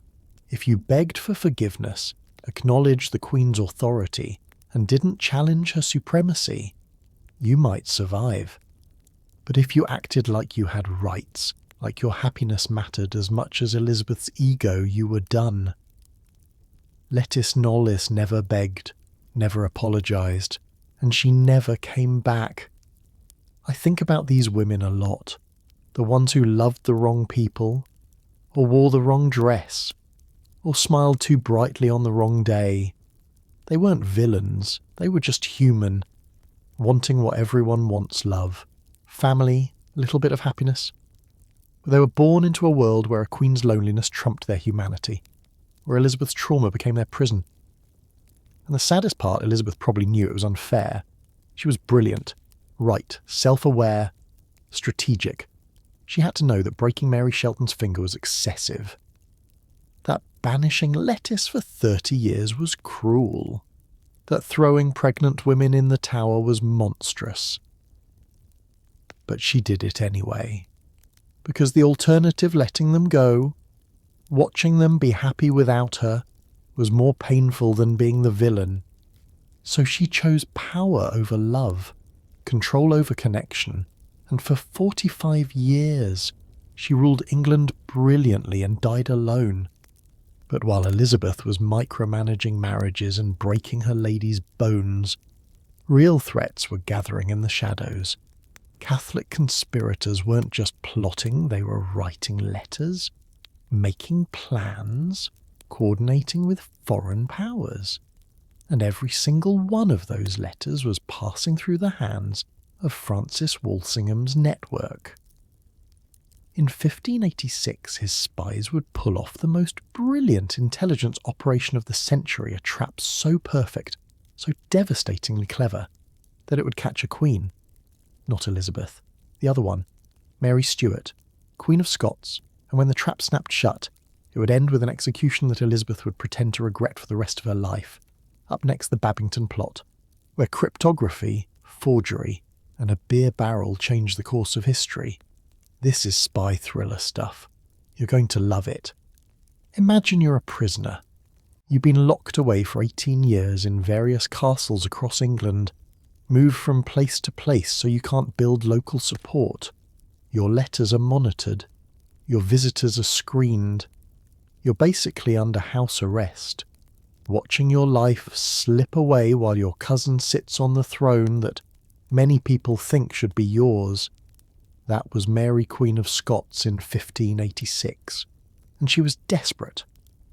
But here's what Mary didn't know, the one person offering her hope. The one lifeline to freedom she thought she had was actually a trap, and the man holding the other end of that rope was Francis Walsingham. This is the Babington plot, and it's genuinely one of the most brilliant and morally questionable intelligence operations in history. Let me set the scene. It's early 1586. Mary Stuart has been Elizabeth's prisoner since 1568, almost 2 decades. She'd fled Scotland after her own nobles rebelled against her, probably because she was implicated in her husband Lord Darnley's murder, though that's another whole dramatic story. She came to England thinking Elizabeth would help her. Instead, Elizabeth locked her up. Because here's the problem, Mary was Catholic. She had a legitimate claim to the English throne, arguably stronger than Elizabeth's, since some people still considered Elizabeth illegitimate. And as long as Mary was alive, she was a magnet for every Catholic conspiracy in Europe. Spain wanted to invade England and put Mary on the throne. The Pope had already excommunicated Elizabeth, basically giving Catholics a free pass to kill her, and English Catholics who'd been persecuted under Protestant rule saw Mary as their salvation. So Mary sits in Chartley Hall in Staffordshire, surrounded by guards, and waits for rescue, for anything. Enter Anthony Babington. Babington was a young Catholic nobleman, wealthy, idealistic, and kind of naive. He was in his mid-20s, handsome by all accounts, and absolutely convinced that he could rescue Mary Queen of Scots and restore Catholicism to England. He gathered a group of conspirators, other young Catholic men, who were just as committed and just as inexperienced. Their plan: assassinate Elizabeth, free Mary, put her on the throne, trigger a Spanish invasion to support the coup. Bold, ambitious, completely doomed from the start, because Walsingham knew about it the entire time. Here's how it worked. Mary was allowed to send and receive letters, but they went through official channels where they could be intercepted and read. So the conspirators came up with a clever system. They'd smuggle messages in and out hidden in beer barrels. Chartley Hall regularly received deliveries of beer. Everyone drank beer in Tudor England because the water was unsafe. So the plan was simple. Write a letter, seal it in a waterproof container, hide it inside a barrel of beer being delivered to Mary. The delivery man would pass it to Mary's servants, who'd retrieve the message. Then Mary would write her reply, hide it in an empty barrel being returned, and the courier would pick it up. Genius. Right. Completely undetectable. Except the courier worked for Walsingham. His name was Gilbert Gifford, and he was a double agent. He'd approach the conspirators, offer to smuggle letters to Mary, gain their trust. Then he'd take the letters, bring them to Walsingham's office in London, let Thomas Phillips remember him. The master codebreaker crack the cipher and make a copy. Then they'd reseal the letter perfectly and send it on to Mary. Mary had no idea. She thought she'd found a secure communication channel. She started corresponding with Babington in code, discussing the plot, agreeing to it, even suggesting tactical details. And Walsingham read every word. Now, here's where it gets really clever and really unethical. Walsingham wasn't just intercepting letters, he was curating the conspiracy. He let it develop. Let the plotters recruit more people, make more plans, incriminate themselves thoroughly. Because he didn't just want to catch Babington, he wanted to catch Mary. Mary had been careful for years. She'd never explicitly ordered Elizabeth's death in writing before. She'd imply, suggest, hint, but never give Walsingham the smoking gun he needed to execute her. Until July 17th, 1586. That's when Mary wrote the letter that sealed her fate. Babington had sent her a detailed message outlining the entire plot. 6 men would assassinate Elizabeth, while Babington himself would rescue Mary with 100 soldiers. Spanish forces would invade. It was all laid out. And Mary wrote back saying yes, she approved the plan, discussed logistics, asked for details about the 6 assassins. Who were they? How would they do it when it was treason? Conspiracy to commit regicide. In writing, in her own hand, Walsingham must have been ecstatic.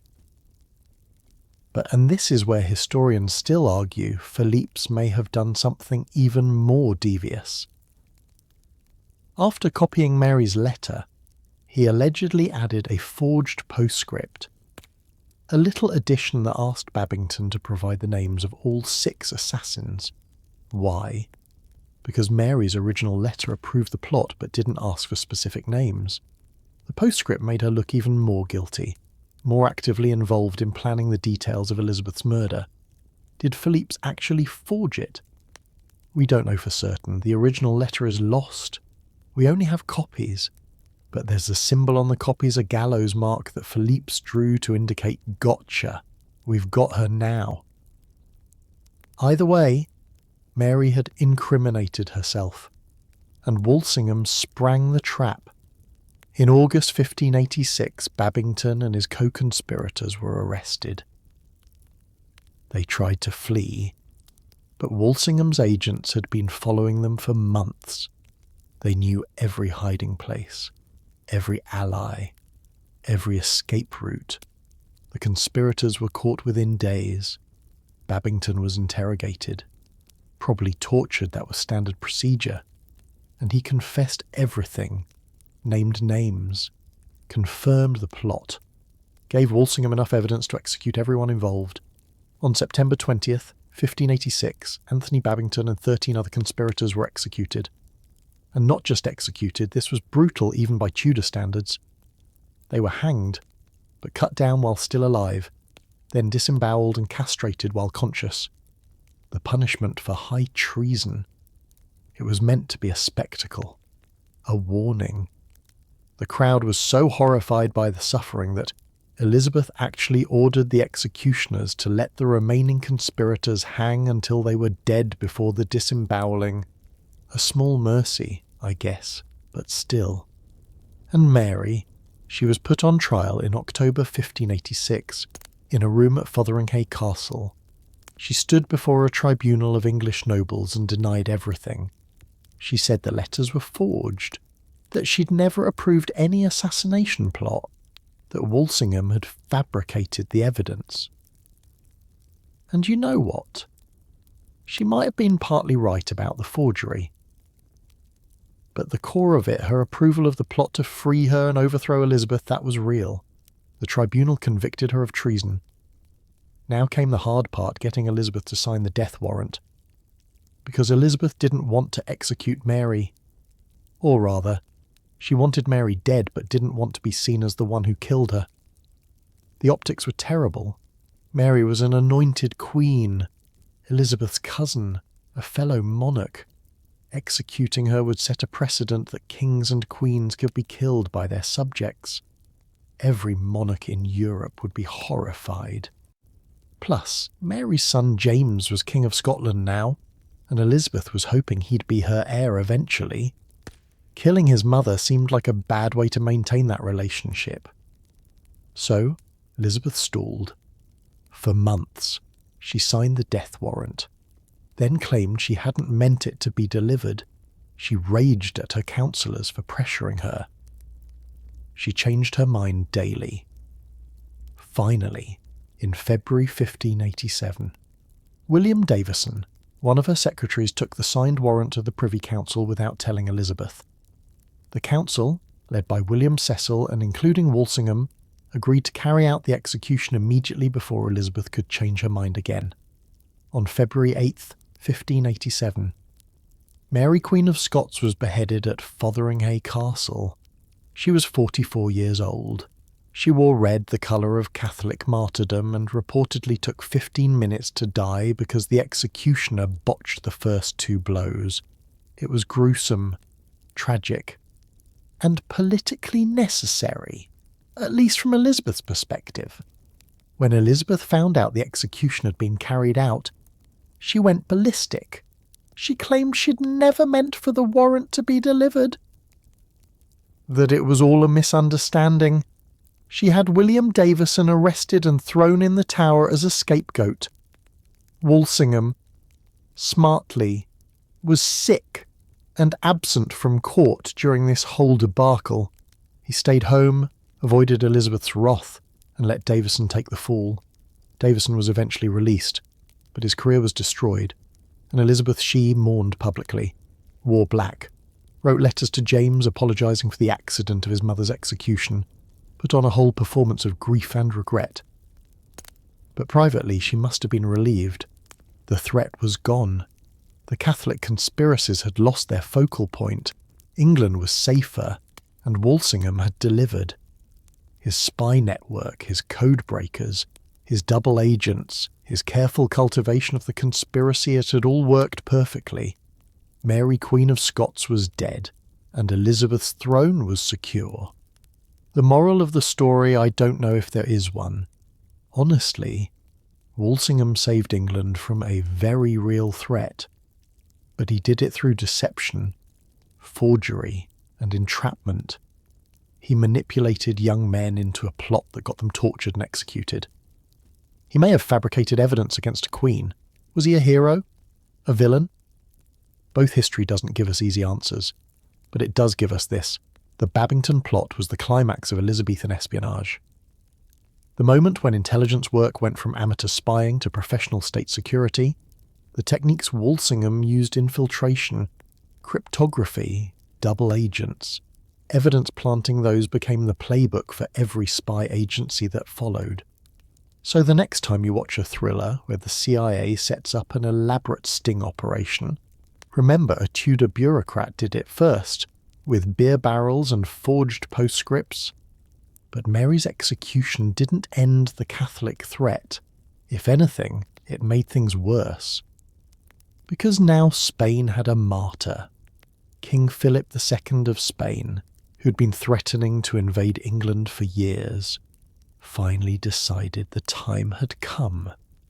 He assembled the largest naval fleet the world had ever seen, over 100 ships carrying thousands of soldiers, the Spanish Armada, and it was sailing straight for England with one goal: destroy Elizabeth and restore Catholicism. Elizabeth's spies had seen it coming. Of course, Walsingham's network had been sending reports for years, but knowing an invasion is coming and actually stopping it, those are very different things. Up next, we're watching the greatest naval battle of the century unfold, and discovering that sometimes even the best intelligence can't save you. Sometimes you need luck, weather, and a little bit of divine intervention, or at least that's what Elizabeth believed. The 1590s brought a changing of the guard at Elizabeth's court, and it wasn't peaceful. By 1590, the old generation was dying off. Robert Dudley. Elizabeth's great love died in September 1588, just weeks after the Armada. Francis Walsingham followed in 1590, leaving a massive hole in England's intelligence network. Christopher Hatton, another favourite, died in 1592. These were the men who'd shaped Elizabeth's reign for 30 years. Her advisors, her friends, her surrogate family, and suddenly they were gone. Elizabeth was 57 years old, still sharp, still formidable, but ageing. And into the vacuum left by the old guard stepped two men who would tear the court apart: Robert Cecil and Robert Devereux, Earl of Essex. This wasn't just a political rivalry. This was a generational war. Old money versus new blood. Calculated strategy versus reckless ambition. And Elizabeth, caught in the middle, played them against each other like chess pieces. Let me introduce you to the players. Robert Cecil was the son of William Cecil, Lord Burghley Elizabeth's longest-serving advisor, the man who'd been with her since day one of her reign. Robert was brilliant, methodical, a bureaucratic genius who understood how government actually worked. He'd been groomed for power his entire life, watching his father navigate court politics with precision. But Robert Cecil had a problem. He was short and hunchbacked. In an era that valued physical beauty and martial prowess, he was easy to mock. People called him pygmy and elf. His enemies spread rumours that his deformity was a sign of moral corruption. It was cruel and unfair, but it shaped how people saw him. Robert compensated with intelligence.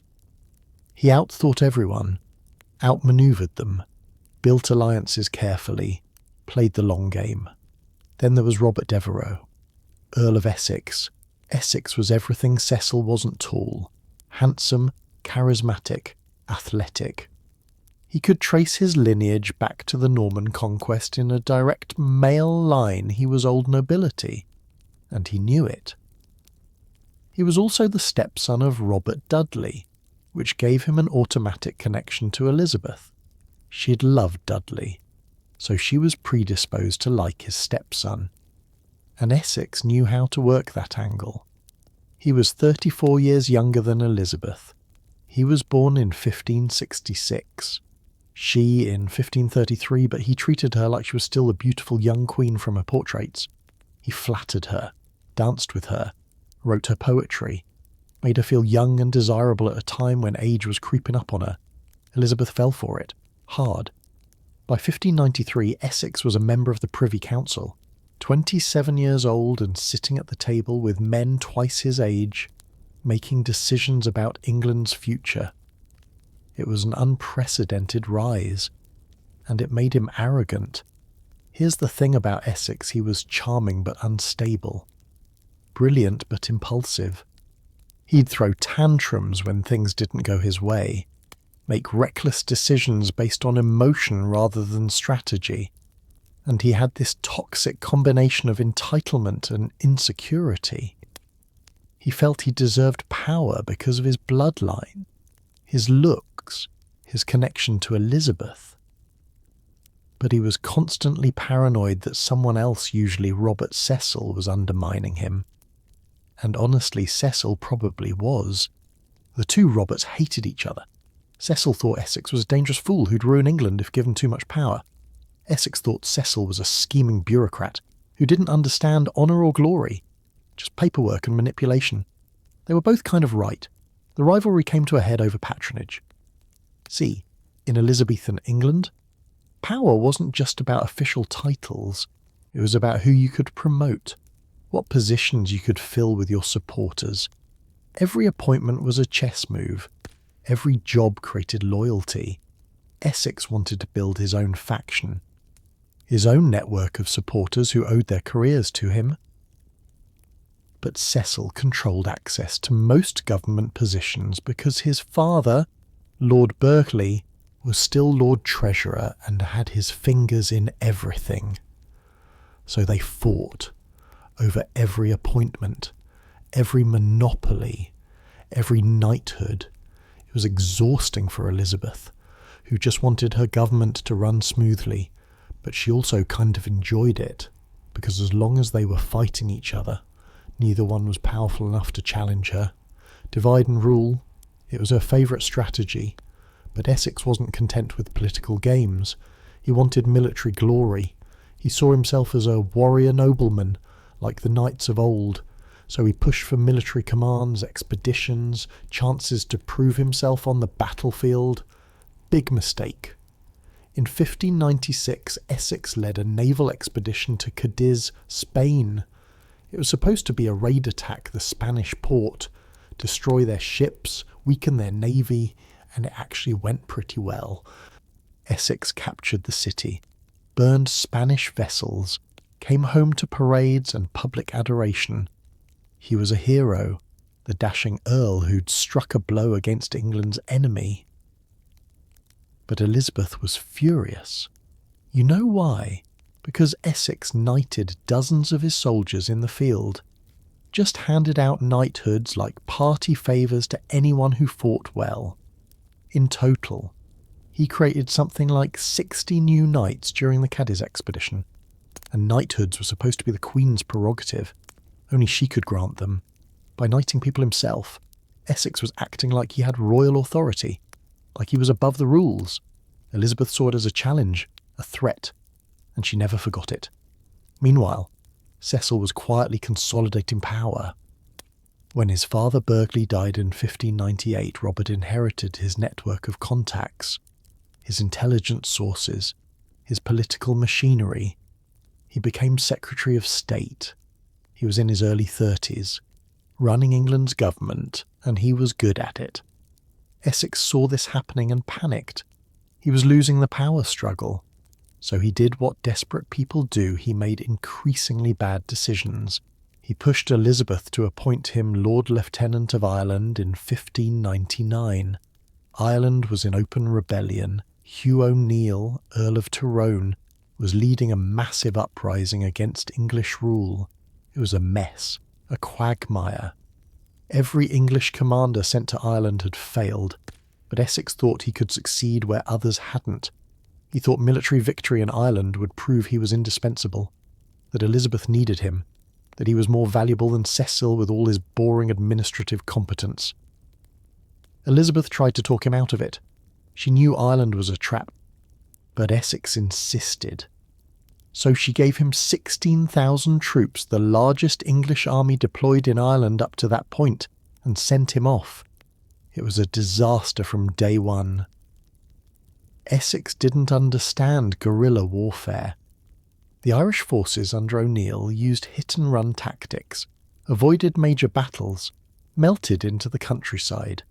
Essex's huge army marched around burning villages and achieving nothing. His soldiers died of disease, desertion, exhaustion, and Essex. He got frustrated, then desperate, then paranoid. He started to believe that his enemies at court, mainly Cecil, were sabotaging him, turning Elizabeth against him, plotting to destroy him while he was stuck in Ireland, unable to defend himself. So in September 1599 he did something absolutely insane. He abandoned his command, just left, without permission, without finishing the campaign. He took a small group of loyal soldiers and rode for London, covering 150 miles in less than 2 days. He arrived at Nonsuch Palace on September 28th, muddy and exhausted, and went straight to Elizabeth's bedchamber. He burst in unannounced at 10 in the morning. Elizabeth was still in her nightclothes and her wig was off. Her face was bare of makeup. She was 56 years old, and no one, absolutely no one, was allowed to see her like that. The carefully constructed image of the ageless Virgin Queen was maintained through costumes and cosmetics and controlled appearances. And Essex just barged in, saw her in her most vulnerable state, and didn't seem to understand why that was a catastrophic breach of protocol. Can you imagine you're the Queen of England? You've spent 40 years crafting an image of eternal beauty and divine power, and some entitled nobleman crashes into your bedroom and sees you without your wig, without your mask. Elizabeth's reaction was complicated. At first, she was apparently friendly, talked to him calmly, seemed relieved he was safe. But as the day went on and she had time to process what he'd done, abandoned Ireland, disobeyed orders, violated her privacy, the anger set in. By evening, Essex was under house arrest. Over the next few weeks, the Privy Council interrogated him. Why did you leave Ireland? Why did you make a truce with Tyrone instead of defeating him? Why did you promote so many of your own supporters to positions of command? Essex's answers were defensive, emotional, accusatory. He blamed everyone but himself, said Cecil had undermined him, that the Queen had given him impossible orders, that he was a victim of conspiracy. The council wasn't impressed. In June 1600 they stripped him of most of his offices and positions, and crucially, Elizabeth refused to renew his monopoly on sweet wines, a trade licence that had been his main source of income. Suddenly, Essex was politically irrelevant and financially ruined, and that's when he became truly dangerous. Because a desperate nobleman with nothing left to lose is capable of anything. What's fascinating about this Cecil-Essex rivalry is how it reflects two different visions of power. Cecil believed in institutions, bureaucracy, the grinding machinery of government. He thought stability came from good administration and careful planning. Essex believed in personal glory, martial valour, the great man theory of history. He thought power should belong to the natural aristocracy, people like him, with noble blood and natural charisma. Elizabeth, ironically, succeeded by combining both. She had the bureaucratic genius of the Cecils working for her, but she also understood spectacle and personal magnetism. She knew when to be the administrator and when to be the icon. Essex only understood half the equation, and it destroyed him. But we're not done with Essex yet, not even close, because what happened next in the winter of 1601 was so bizarre, so reckless, so doomed from the start that it almost defies belief. Essex, broke and desperate, decided his only option was to force the Queen to listen to him by raising an army in London and marching on the palace. It was the dumbest rebellion in English history, and it ended exactly how you'd expect. But the consequences, those rippled through Elizabeth's final years and broke something in her that never quite healed. Up next the day, a favourite became a traitor, and the Queen learned that charm can't save you from the executioner's axe.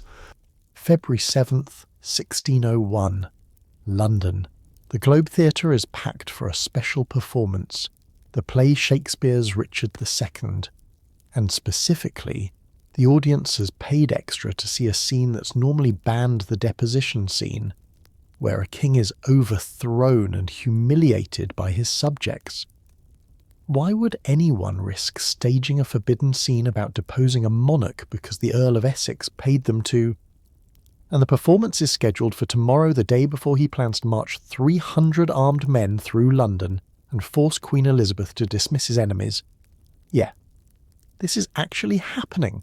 Let's rewind a bit, because Essex's rebellion is so spectacularly stupid that you need the full context to appreciate just how badly he miscalculated everything. It's late 1600. Essex is under house arrest at Essex House, his London residence.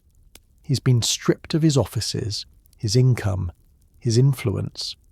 The sweet wine monopoly that had been his main revenue source. Gone. Elizabeth refused to renew it. So now Essex is not just politically powerless, he's drowning in debt. And debt in Elizabethan England is dangerous.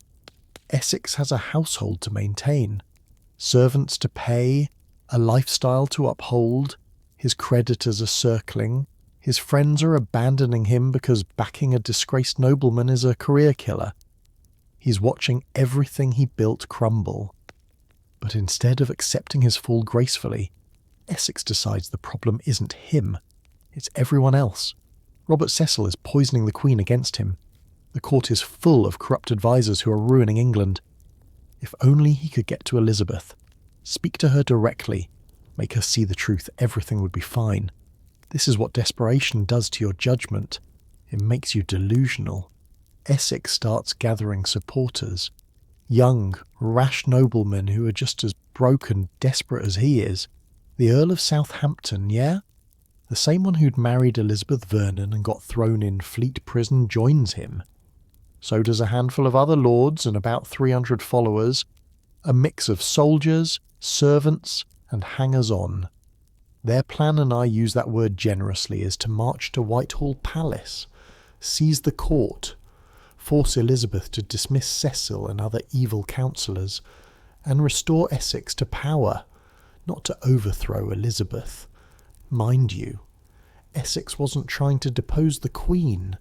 He just wanted to kidnap her, force her to do what he wanted. The plan was incredibly vague on the details, which should have been a red flag, but Essex convinces himself it'll work. And to build public support, he commissions that performance of Richard II, hoping Londoners will get pumped up about removing bad advisers from around their monarch. Except when the play is performed on February 7th, barely anyone shows up. The theatres in 1601 could hold hundreds of people, and this one is practically empty. No groundswell of public support, no revolutionary fervour. Just a poorly attended matinee of a Shakespeare play. Strike one, the next day, February 8th, remember. This is 14 years to the day after Mary Queen of Scots was executed. Which feels grimly appropriate, Essex makes his move. Early that morning, 4 of Elizabeth's privy councillors arrive at Essex House. They've heard rumours about the gathering of armed men and want to know what's going on. Essex invites them in, then immediately takes them hostage. Yes, he kidnapped 4 members of the Queen's Privy Council. This is the moment Essex crosses from disgraced courtier to traitor. You can be stripped of office and still come back. Robert Dudley lost favour multiple times and always returned. But taking the Queen's councillors hostage, that's treason. No walking that back. With the councillors locked in his house, Essex leads his 300 men into the streets of London. He's expecting the citizens to join him, rise up against the corrupt government, support their noble hero. Instead, people stare at him like he's crazy. Essex marches through the city shouting that there's a plot to murder him, that England is in danger, that citizens need to arm themselves and help him save the Queen from her evil advisers. He's basically having a public meltdown, waving his sword around, desperate for anyone to care. Nobody does. London shopkeepers close their doors. Citizens retreat into their houses. A few people yell insults, but there's no uprising, no popular support. Essex had convinced himself he was beloved by the common people, that they'd rally to him. He was wrong. Meanwhile, back at court, Elizabeth's government moves with stunning efficiency. Robert Cecil, who's probably been expecting something like this for months, mobilises the city militia. He has soldiers block the streets, cutting off Essex's routes back to Essex House. He declares Essex a traitor. The entire apparatus of state power comes down on this ragtag rebellion like a hammer. Essex realises he's trapped. His 300 followers are already melting away. Some slip into side streets and disappear. Others are arrested within hours. His army has shrunk to maybe 100 loyalists, and they're surrounded in desperation. Essex tries to return to Essex House, thinking maybe he can use the hostage councillors as bargaining chips. But when he gets there, the house is under siege. Government forces have surrounded it. His wife and family are inside. The hostages are still locked up, and Essex has nowhere left to run. The siege lasts a few hours. Essex negotiates surrender terms. The government promises his life will be spared if he releases the hostages and gives himself up. He does, and by nightfall, the Earl of Essex is in the Tower of London. The entire rebellion lasted less than 12 hours. From marching out of Essex House in the morning to being imprisoned by evening, it's possibly the fastest, most incompetent uprising in English history. Can you imagine Essex thought he was staging a dramatic rescue of the Queen from corrupt advisers? Instead, he committed treason, kidnapped councillors, led a failed march through London, and ended up in the Tower all before dinner. His trial was held on February 19th, 1601. Essex was charged with treason. He defended himself by claiming he'd never intended to harm the Queen, just to remove her evil councillors, which legally is still treason. You don't get to decide who the Queen's advisors are. That's literally her job. The court convicted him. Quickly, unanimously. His former friend, Francis Bacon, who Essex had patronised and helped early in his career, testified against him. That had to sting. When you're on trial for your life and someone you mentored is explaining to the court why you're a traitor, that's betrayal on a personal level. Essex was sentenced to death. Elizabeth had to sign the death warrant. And this time, unlike with Mary Queen of Scots, she didn't hesitate, didn't stall, didn't pretend she didn't mean it. She signed it, and the execution was scheduled for February 25th. 5 days. That's how long Essex had between conviction and execution. No last-minute reprieve, no dramatic pardon. Elizabeth had learned her lesson about letting traitors linger in prison waiting for rescue attempts. On the morning of February 25th, 1601, Robert Devereux, Earl of Essex, was beheaded on Tower Green. He was 34 years old.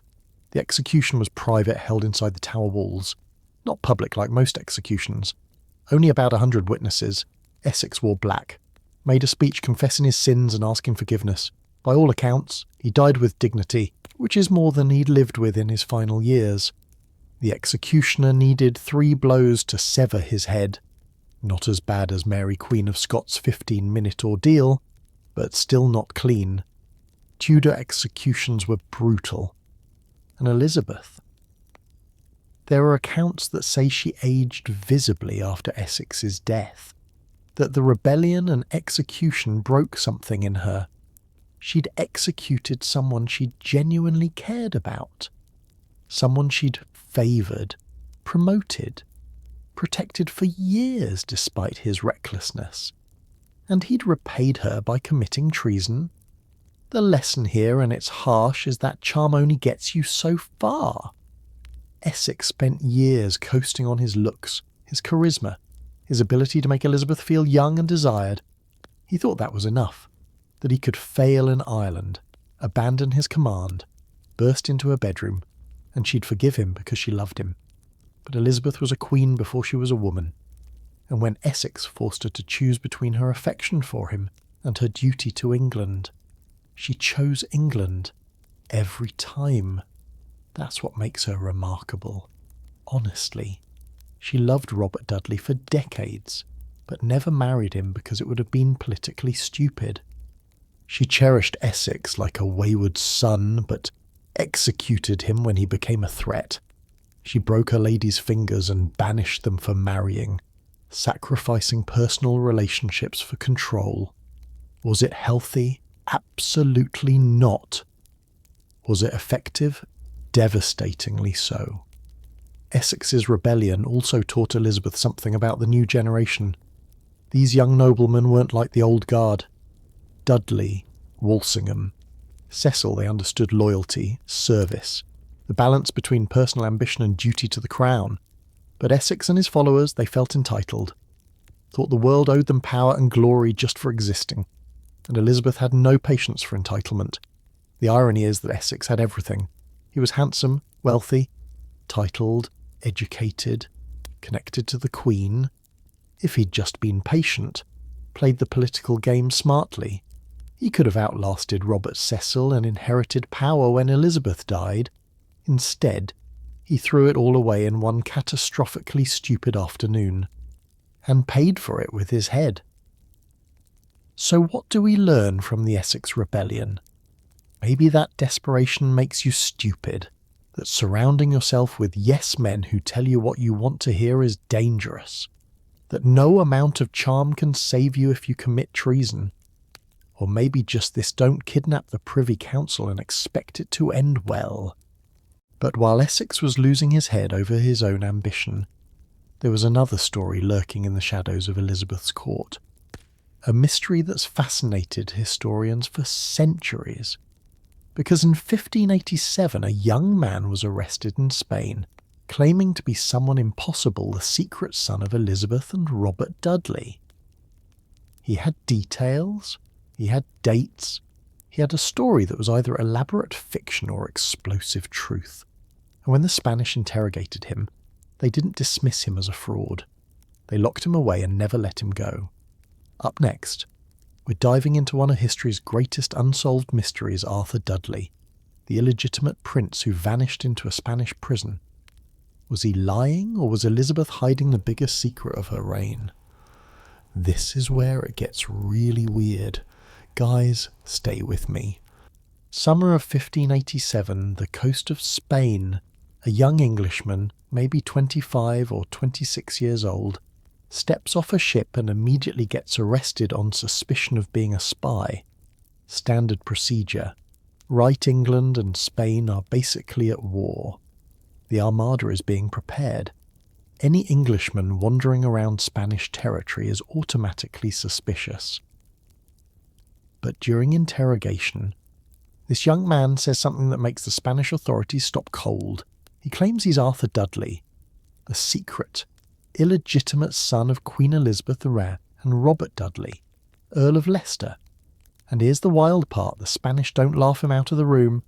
They take him seriously enough to ship him to Madrid for further questioning. Seriously enough that King Philip II himself reads the reports. Seriously enough that they lock Arthur away and he's never heard from again. So, was he telling the truth? Or was this the most elaborate con in Tudor history? Let me lay out what Arthur told his interrogators, because the story is incredibly detailed. Suspiciously detailed. Actually, Arthur claimed he was born in 1561, which, if you remember our timeline, is the year after Amy Robsart, Robert Dudley's wife, died mysteriously at the bottom of those stairs. And it's also right after Elizabeth nearly died of smallpox in 1562, when she was reportedly unconscious and possibly delirious. According to Arthur, he was born in secret at a royal residence. His mother Elizabeth was hidden away during the pregnancy, probably at one of the more remote palaces. The birth was attended by only a handful of trusted servants who were sworn to secrecy. Immediately after birth, baby Arthur was given to a servant named Robert Southern, who raised him as his own son. Southern was supposedly told that Arthur was the child of a noblewoman who couldn't acknowledge him publicly.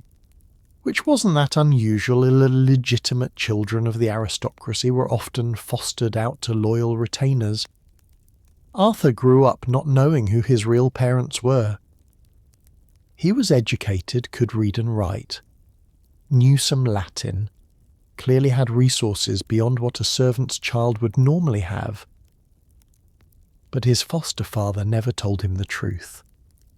Then, when Arthur was about 24, Robert Southern was dying, and on his deathbed, he finally confessed, told Arthur who he really was, said his mother was the Queen of England and his father was the Earl of Leicester.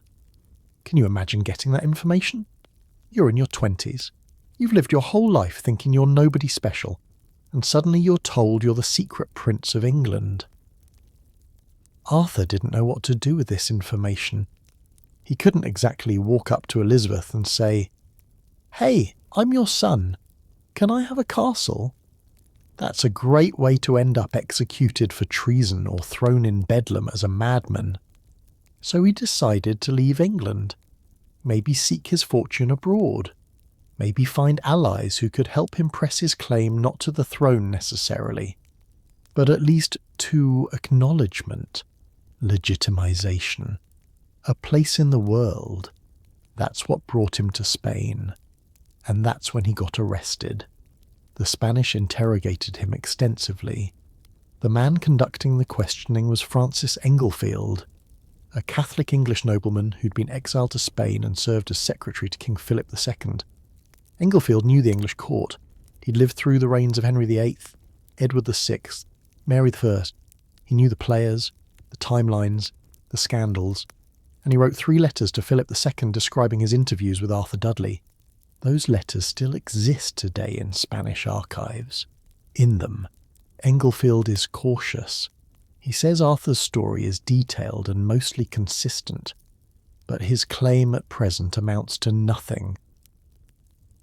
However, and this is crucial, Englefield advises Philip that Arthur should not be allowed to get away, but kept very secure. Why? Because even if Arthur was lying, even if he was a con artist, he was a potentially useful con artist.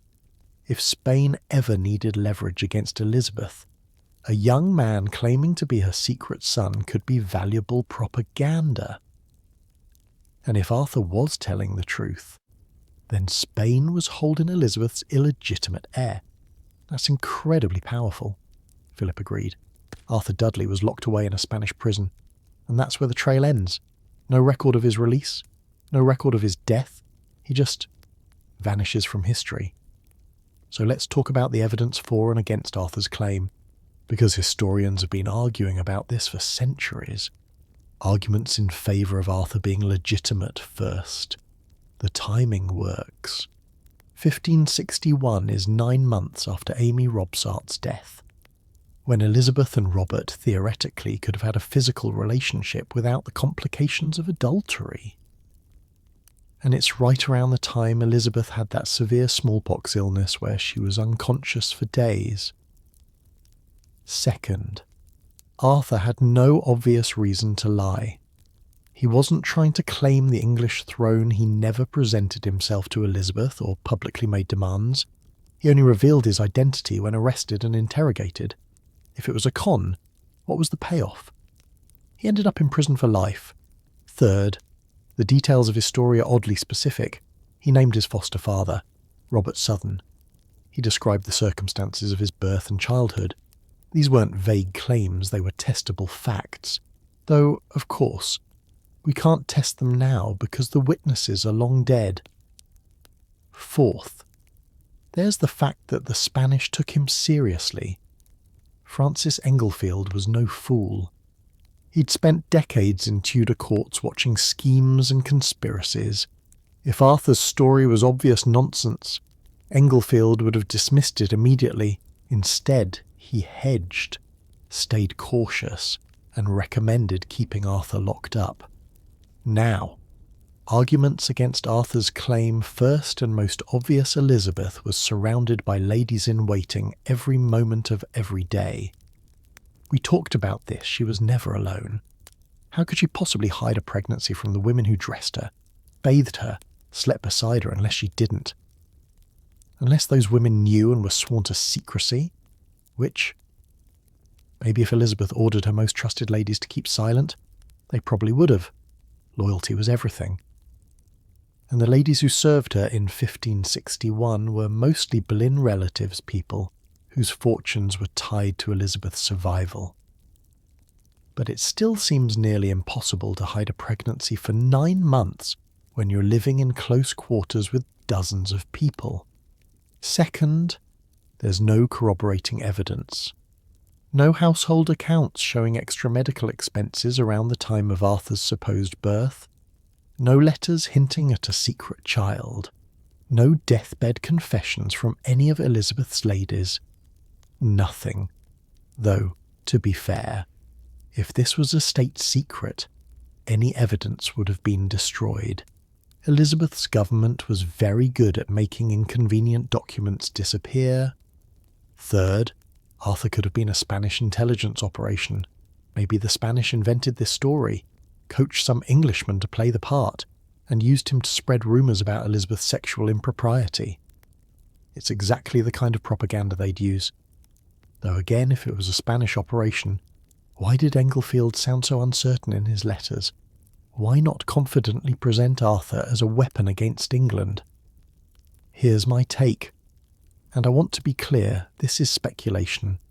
I think Arthur Dudley probably believed his own story. Whether it was true or whether he'd been fed a lie by someone, maybe Robert Southern really did tell him this on his deathbed. Whether it was true or not, Arthur seems to have genuinely thought he was Elizabeth and Robert's son. Does that make it true? Not necessarily. People believe false things all the time, especially when those beliefs make their lives meaningful. But here's what haunts me. Elizabeth and Robert Dudley had a relationship that lasted over 30 years. They were close emotionally, physically close from 1558 until Robert died in 1588. Everyone at court assumed they were lovers. The Spanish ambassadors reported it. Foreign princes complained about it. Londoners gossiped about it. Elizabeth herself, on her smallpox deathbed, told her Privy Council that nothing improper had ever happened between them. But she also asked them to make Robert Lord Protector and give him £20,000 a year, which suggests pretty intense feelings. So did they have a physical relationship? We'll never know for certain. Elizabeth was brilliant at keeping secrets. Robert was loyal to his last breath. and everyone who might have known the truth is 500 years dead. But if there was one night in 1560 or 1561 when grief and desire and opportunity aligned, then Arthur Dudley's story becomes possible. Not proven, but possible. And that possibility, that's what made him dangerous. Because even a rumour of an illegitimate royal heir could destabilise a kingdom. It could give rebels a figurehead, give foreign powers a pretender to support, give Elizabeth's enemies ammunition. So the Spanish locked him away, and Elizabeth, if she knew about Arthur's claims, which she might not have stayed silent, because acknowledging him meant admitting either that he was real, or that someone was successfully impersonating her son. Either option was a disaster. The saddest part of this story is Arthur himself. Real or fake, he ended up in a Spanish prison and died there, unknown and unmourned. If he was Elizabeth's son, she abandoned him to protect her reputation and her throne. If he was a fraud, he was a remarkably committed one who paid for his lies with his freedom. Either way, it's tragic. There's one more thing that makes me wonder. In 1588, the year after Arthur was arrested, Robert Dudley died. He was 55, had been healthy, and his death was sudden. Some historians think it was stomach cancer. Others suggest poison. He had plenty of enemies. But what if, in those final days, Robert thought about a young man imprisoned in Spain claiming to be his son? What if he wondered whether it was true, whether somewhere out there he had a child he'd never acknowledge? We'll never know. Robert took his secrets to the grave. And Elizabeth? She lived another 15 years after Robert died, ruling England alone. If she had a secret son, she never acknowledged him, never softened, never broke. The Virgin Queen died a virgin in the official record. Whatever the truth was, she took it with her. But Arthur Dudley wasn't the only secret Elizabeth tried to bury under layers of cosmetics and carefully constructed image. Because while she was hiding potential heirs and managing scandals, she was also literally poisoning herself. Every day, she painted her face with white lead makeup, transforming her smallpox scars into the porcelain perfection her subjects expected. And every day, that makeup destroyed her skin a little more. The price of beauty in Tudor England was paid in mercury, lead and arsenic. Up next, we're uncovering the toxic truth behind Elizabeth's famous appearance, the wigs that hid baldness, the makeup that caused disfigurement, and the desperate measures she took to maintain the illusion of ageless beauty. Because vanity, it turns out, can kill you just as surely as any assassin. Every morning Elizabeth's ladies would paint her face white. Not a natural pale, I mean ghost white. Porcelain, unnatural. And they'd do it with a substance called Venetian ceruse, which was basically white lead mixed with vinegar, lead, the same metal that causes brain damage, kidney failure, and death. Elizabeth wore it every single day for over 40 years. Welcome to the dark side of Tudor beauty standards, where vanity didn't just hurt, it killed. Let's start with why Elizabeth needed all that makeup in the first place. We've talked about the smallpox she survived in 1562 and how it left her face scarred. But here's what we didn't fully explore, just how much those scars bothered her. In her 20s, Elizabeth was genuinely beautiful. We have early portraits showing smooth skin, bright eyes, a face that needed no enhancement. But smallpox changed everything. The pustules left pitted scars across her face and body, deep indentations that no amount of wishful thinking could erase. And Elizabeth was the queen. She couldn't just be average looking. She had to be exceptional, radiant, the living embodiment of England's glory. Her appearance was propaganda. Every portrait, every public appearance reinforced the myth of the Virgin Queen as eternally young, eternally beautiful, chosen by God to rule. Scars didn't fit that narrative, so she covered them with poison. Venetian ceruse was the foundation of Elizabethan makeup, literally. You'd mix white lead powder with vinegar to create a paste. then spread it over your face and neck to create that fashionable pale complexion. The paler, the better. Tanned skin meant you worked outdoors like a peasant. White skin meant you were noble, refined, didn't have to labour in the sun. But lead is toxic. It seeps through your skin into your bloodstream. And the symptoms of lead poisoning read like a horror story: hair loss, tooth decay, skin discoloration, muscle weakness, cognitive decline, mood swings, paranoia. Sound familiar because Elizabeth exhibited a lot of these symptoms as she aged. By her 60s, Elizabeth was wearing wigs. Not just for fashion, her hair had thinned dramatically, possibly fallen out entirely. Contemporary accounts describe her natural hair as sparse and grey, nothing like the elaborate red curls in her portraits. She had over 80 wigs, 80 in different styles and colours, mostly reddish gold to match the hair she'd had as a young woman. Her ladies would style these wigs over a wireframe to create those elaborate hairstyles you see in paintings towering, jewel-encrusted creations that added 6 inches to her height. And underneath a bald or nearly bald elderly woman whose scalp had probably been damaged by decades of lead exposure. Her teeth were another casualty, not just from the lead makeup, but also from sugar. Elizabeth loved sweets, marchpane, candied fruit, sugar confections. Sugar was expensive in Tudor England, so eating it was a status symbol. But it rotted her teeth, turning them black and causing constant pain. Foreign ambassadors who met Elizabeth in her later years described her blackened teeth with barely disguised horror.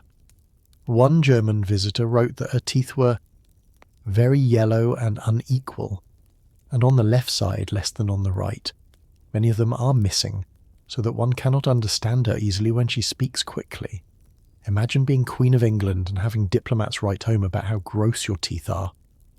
Elizabeth knew how she looked. She wasn't delusional, but she couldn't afford to appear weak or aged, so she doubled down on the makeup, applied it thicker, used more ceruse, added rouge made from red ochre or even cinnabar, which is mercury sulfide. By the way, more poison. She'd paint her lips with a mixture containing plant dyes and, yes, more mercury compounds. The Tudors loved mercury, used it for everything from treating syphilis to creating cosmetics. Didn't matter that it caused tremors, kidney damage, and madness. It made things shiny. And then there was the egg white. Elizabeth would coat her face with egg white as a sort of Elizabethan Botox. It would dry tight on her skin, smoothing out wrinkles temporarily, except it would crack if she smiled too much. So she had to maintain this serene, mask-like expression in public. Can you imagine the discipline that took? You're the Queen. You're at some state function. Someone tells a joke and you can't laugh too hard or your face will literally crack. The psychological toll of this must have been immense. Every morning Elizabeth would sit while her ladies transformed her into the Virgin Queen, covering the real Elizabeth scarred, aging, human with layers of toxic paste until she became the icon her people expected, and every night they'd scrub it off. The lead makeup had to be removed with a mixture of rosewater and sometimes almond oil or even lemon juice. But the damage was cumulative. The lead had already seeped into her skin. The removal process just irritated everything further. Over time, the lead makeup actually made her skin worse. It would dry out the skin, crack it, create more wrinkles and blemishes, which meant she needed more makeup to cover the damage caused by the makeup. It's a vicious cycle that modern dermatologists see all the time with harsh cosmetics, except Elizabeth couldn't just switch to a gentler product. There were no gentler products. This was cutting-edge cosmetic technology in the 1500s. Her ladies must have known it was harmful. They were applying it daily, seeing the effects up close. But what were they supposed to do? Tell the Queen to stop wearing makeup and just accept looking old In a culture where a woman's value was tied to her beauty and fertility, an aging, unmarried queen was already suspect. Elizabeth needed the armour of eternal youth just to maintain authority. There's a story possibly apocryphal, but it illustrates the point about Elizabeth in her final years smashing a mirror after catching sight of her reflection. She reportedly banned mirrors from her chambers, couldn't stand to see what she'd become. True or not, it's believable, because the gap between the painted Elizabeth in public and the real Elizabeth in private must have been staggering. And here's the cruel irony: the more Elizabeth aged, the more her courtiers praised her beauty. It became this bizarre game where everyone pretended the 65-year-old woman in the lead masque was still the radiant maiden of 25. Poets wrote sonnets about her timeless beauty. Courtiers competed to offer the most outrageous compliments. Your Majesty looks not a day over 30. Your skin rivals the moon for perfection. Time itself stands still in your presence. All lies. Courteous, necessary, politically shrewd lies, but lies nonetheless. Did Elizabeth believe them? Probably not entirely. She was too intelligent, but maybe she wanted to believe them. Maybe the daily ritual of transformation, the poems, the flattery, maybe it helped her cope with mortality. Because here's what nobody tells you about being queen: you can't admit weakness, can't show age, can't be human. You have to be the myth, the symbol, the eternal virgin queen, even if it's killing you. And it was killing her, slowly. The lead poisoning, the stress, the decades of maintaining an impossible standard, all of it took a toll. Modern analysis of Elizabeth's health in her final years suggests she may have suffered from lead-induced cognitive decline. She became more erratic, more suspicious, harder to manage. Was that just old age grief from losing Robert Dudley and other close advisors, or was her brain literally being poisoned by her own makeup? We'll never know for certain. But the correlation is hard to ignore. What gets me about this whole beauty tragedy is how little has changed. Really. We don't use lead makeup anymore, thank God, but we still have toxic beauty standards. We still Photoshop celebrities until they're unrecognisable. Still pressure women to look eternally young, still create these impossible standards and then punish people for aging naturally. Elizabeth was caught in that trap 500 years ago, and she couldn't escape it because escaping meant losing power. So she painted her face white, wore her wigs, smiled carefully so her egg-white mask wouldn't crack, and died at 69, possibly with lead coursing through her veins, having spent 4 decades poisoning herself for England. The Virgin Queen, Gloriana, Good Queen Bess, bald, scarred, and slowly dying from cosmetics. That's the price of the crown nobody puts in the portraits. But Elizabeth's careful image management wasn't just about covering scars and hiding grey hair. It extended to her foreign policy in ways that were absolutely wild. Because while she was maintaining the illusion of divine beauty at home, she was making deals with Islamic empires that had the Pope absolutely losing his mind. She sold weapons to Morocco, negotiated with the Ottoman Sultan, even discussed a joint military operation against Catholic Spain with a Moroccan ambassador. Up next, we're exploring the silent wars Elizabeth fought through diplomacy, trade, and alliances that nobody saw coming. Because when you're Protestant England surrounded by Catholic superpowers, you make friends wherever you can find them, even if that means partnering with the enemies of Christendom and watching Rome have a complete meltdown about it. This is the part where Elizabeth's strategic genius really shines. March 1603, Richmond Palace. Elizabeth sits motionless on floor cushions for hours, refusing to go to bed. Her counsellors beg her to rest, but she won't move. She just stares at nothing, lost somewhere in her own mind. She's 69 years old. She's ruled England for 44 years. And she's dying. But even now, even at the end, she refuses to name her successor. Let me take you through Elizabeth's final years, because they're heartbreaking in ways the Golden Age mythology doesn't capture. This isn't Gloriana sailing to victory. This is an elderly woman watching everyone she loves die while the world she built starts crumbling around her. The 1590s were brutal for Elizabeth. We've talked about some of this. Robert Dudley died in 1588, just weeks after the Armada victory. Francis Walsingham in 1590. Christopher Hatton in 1592. Lord Berkeley. William Cecil, her most trusted advisor for 40 years, died in 1598. These weren't just counsellors, they were her family. The men who'd known her since she was a princess, who'd risked their lives for her, who'd built England's golden age alongside her. And one by one, they vanished. Elizabeth attended Burghley's funeral. She wept openly, which was unusual. Queens weren't supposed to show that kind of emotion in public. But Burghley had been irreplaceable. He'd managed the finances, the foreign policy, the endless administrative details that kept England running. And now he was gone. His son Robert Cecil took over, and Robert was brilliant in his own right. But it wasn't the same. The new generation didn't understand Elizabeth the way the old guard had. They'd never known her as a young woman fighting for survival. To them, she was just old. Then Essex betrayed her in 1601. We covered the rebellion, but what we didn't talk about was how it broke something in Elizabeth.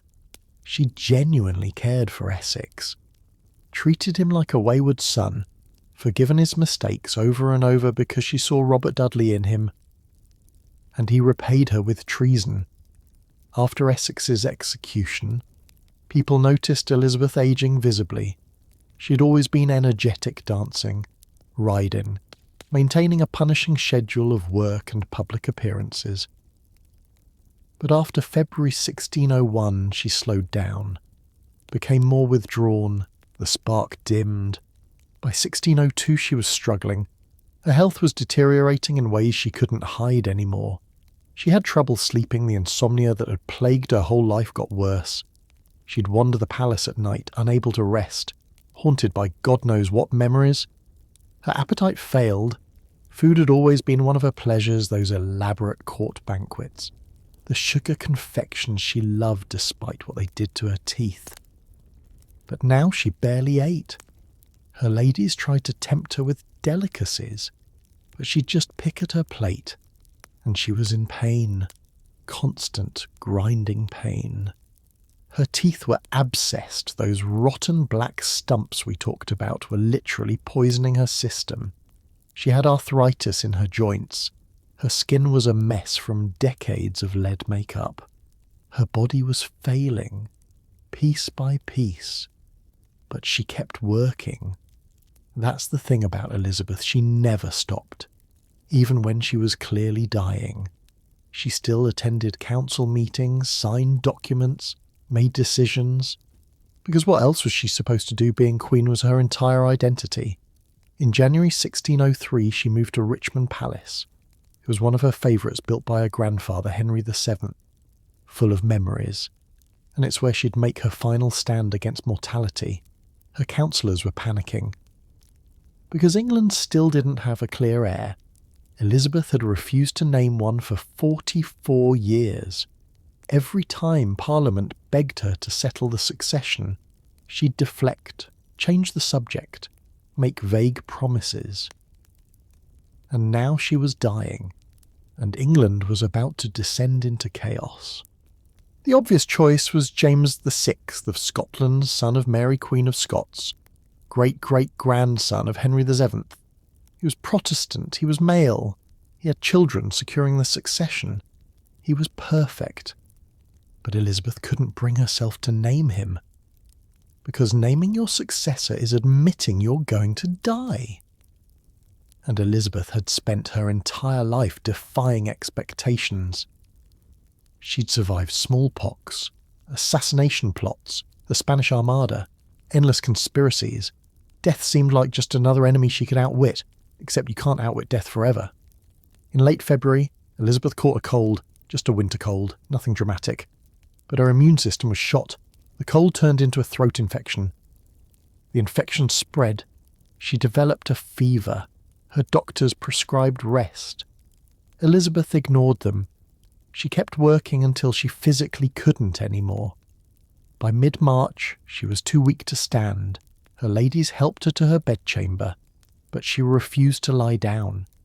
Said that if she went to bed, she'd never get up again. So she had them arrange cushions on the floor and she sat there. For days, just sitting, staring at nothing, barely speaking. Her counsellors would come and beg her to name James as her successor. And Elizabeth would stay silent, or murmur something non-committal. Robert Cecil was tearing his hair out. He'd been secretly corresponding with James for years, preparing for this transition, but he needed Elizabeth's official blessing. Finally, on March 23rd, someone asked her directly, "Your Majesty, who should succeed you?" And Elizabeth, barely audible, reportedly made a gesture towards her head. Some interpreted this as indicating a crown, meaning James, the only crowned head with a legitimate claim. Was that really what she meant, or were people reading what they wanted into a dying woman's vague hand movement? We'll never know. But they took it as consent. Elizabeth slipped into unconsciousness shortly after. Her Archbishop of Canterbury, John Whitgift, sat with her and prayed. Her ladies surrounded her bed.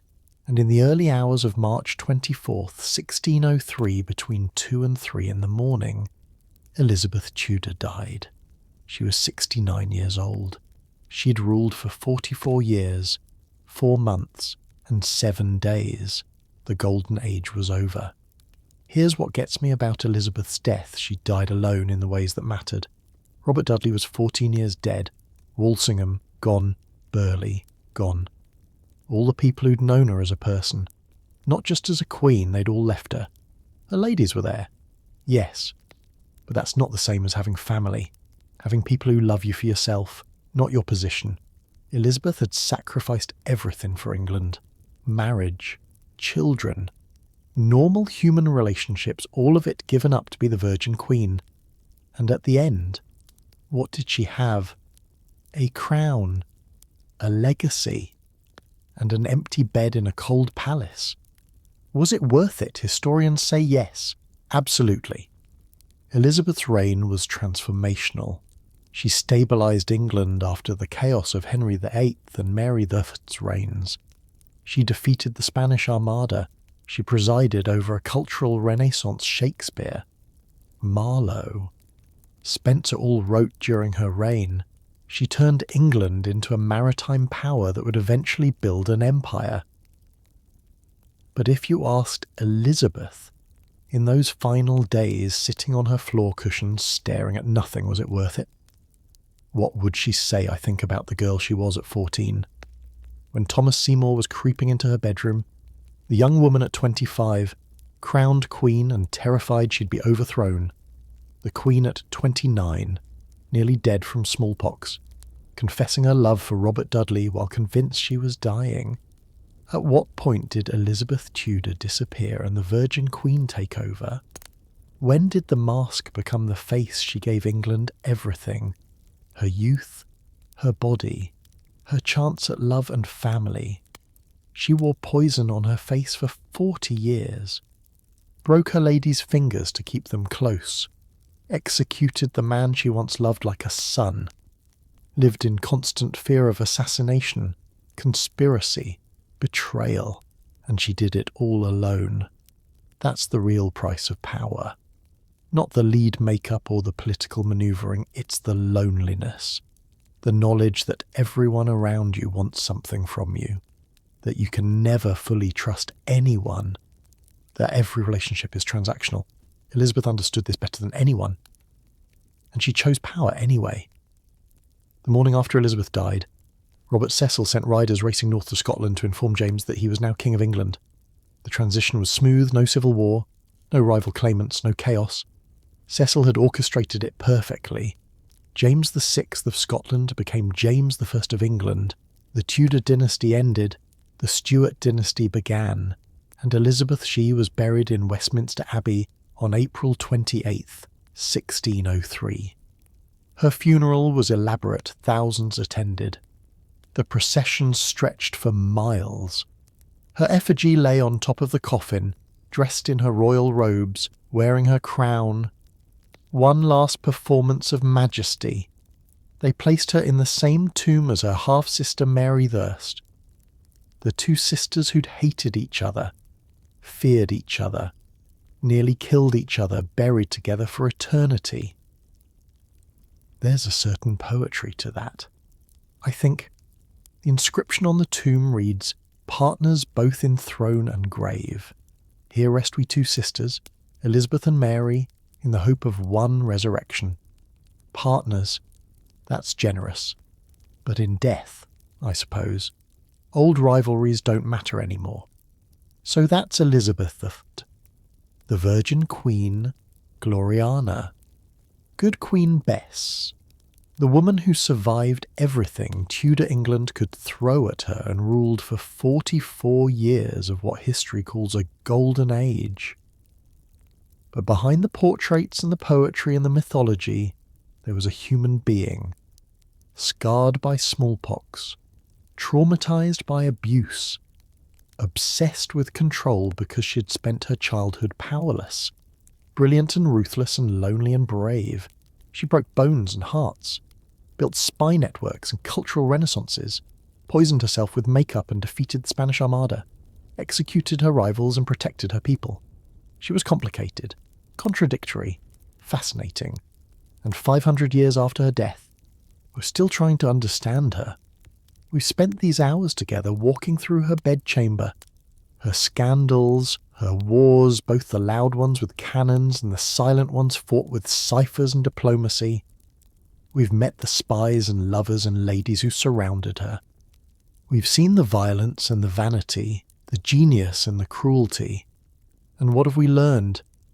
Maybe that power costs more than we imagine, that the people we make into legends were messy, flawed humans underneath. That survival sometimes requires becoming someone you never wanted to be. Or maybe we've just learned that history is better than any Netflix series could ever be. Because this all really happened. These people existed, and their choices shaped the world we live in today. Elizabeth's final gift to England was peace. She died quietly. The succession passed smoothly, and the kingdom she'd fought so hard to protect continued without her. Not a bad legacy for a woman who started life as an illegitimate princess nobody wanted. Rest well, Elizabeth. You earned it. Thank you for staying with me through this entire journey into Elizabeth I's court. If you enjoyed diving deep into history's secrets and scandals, please hit that like button and subscribe for more stories like this. Drop a comment telling me which part surprised you the most. Was it the spy networks, the toxic makeup, the mystery of Arthur Dudley? I'd love to hear your thoughts. Until next time, sleep well, and remember behind every crown is a human being who had to decide what they were willing to sacrifice for power. Good night.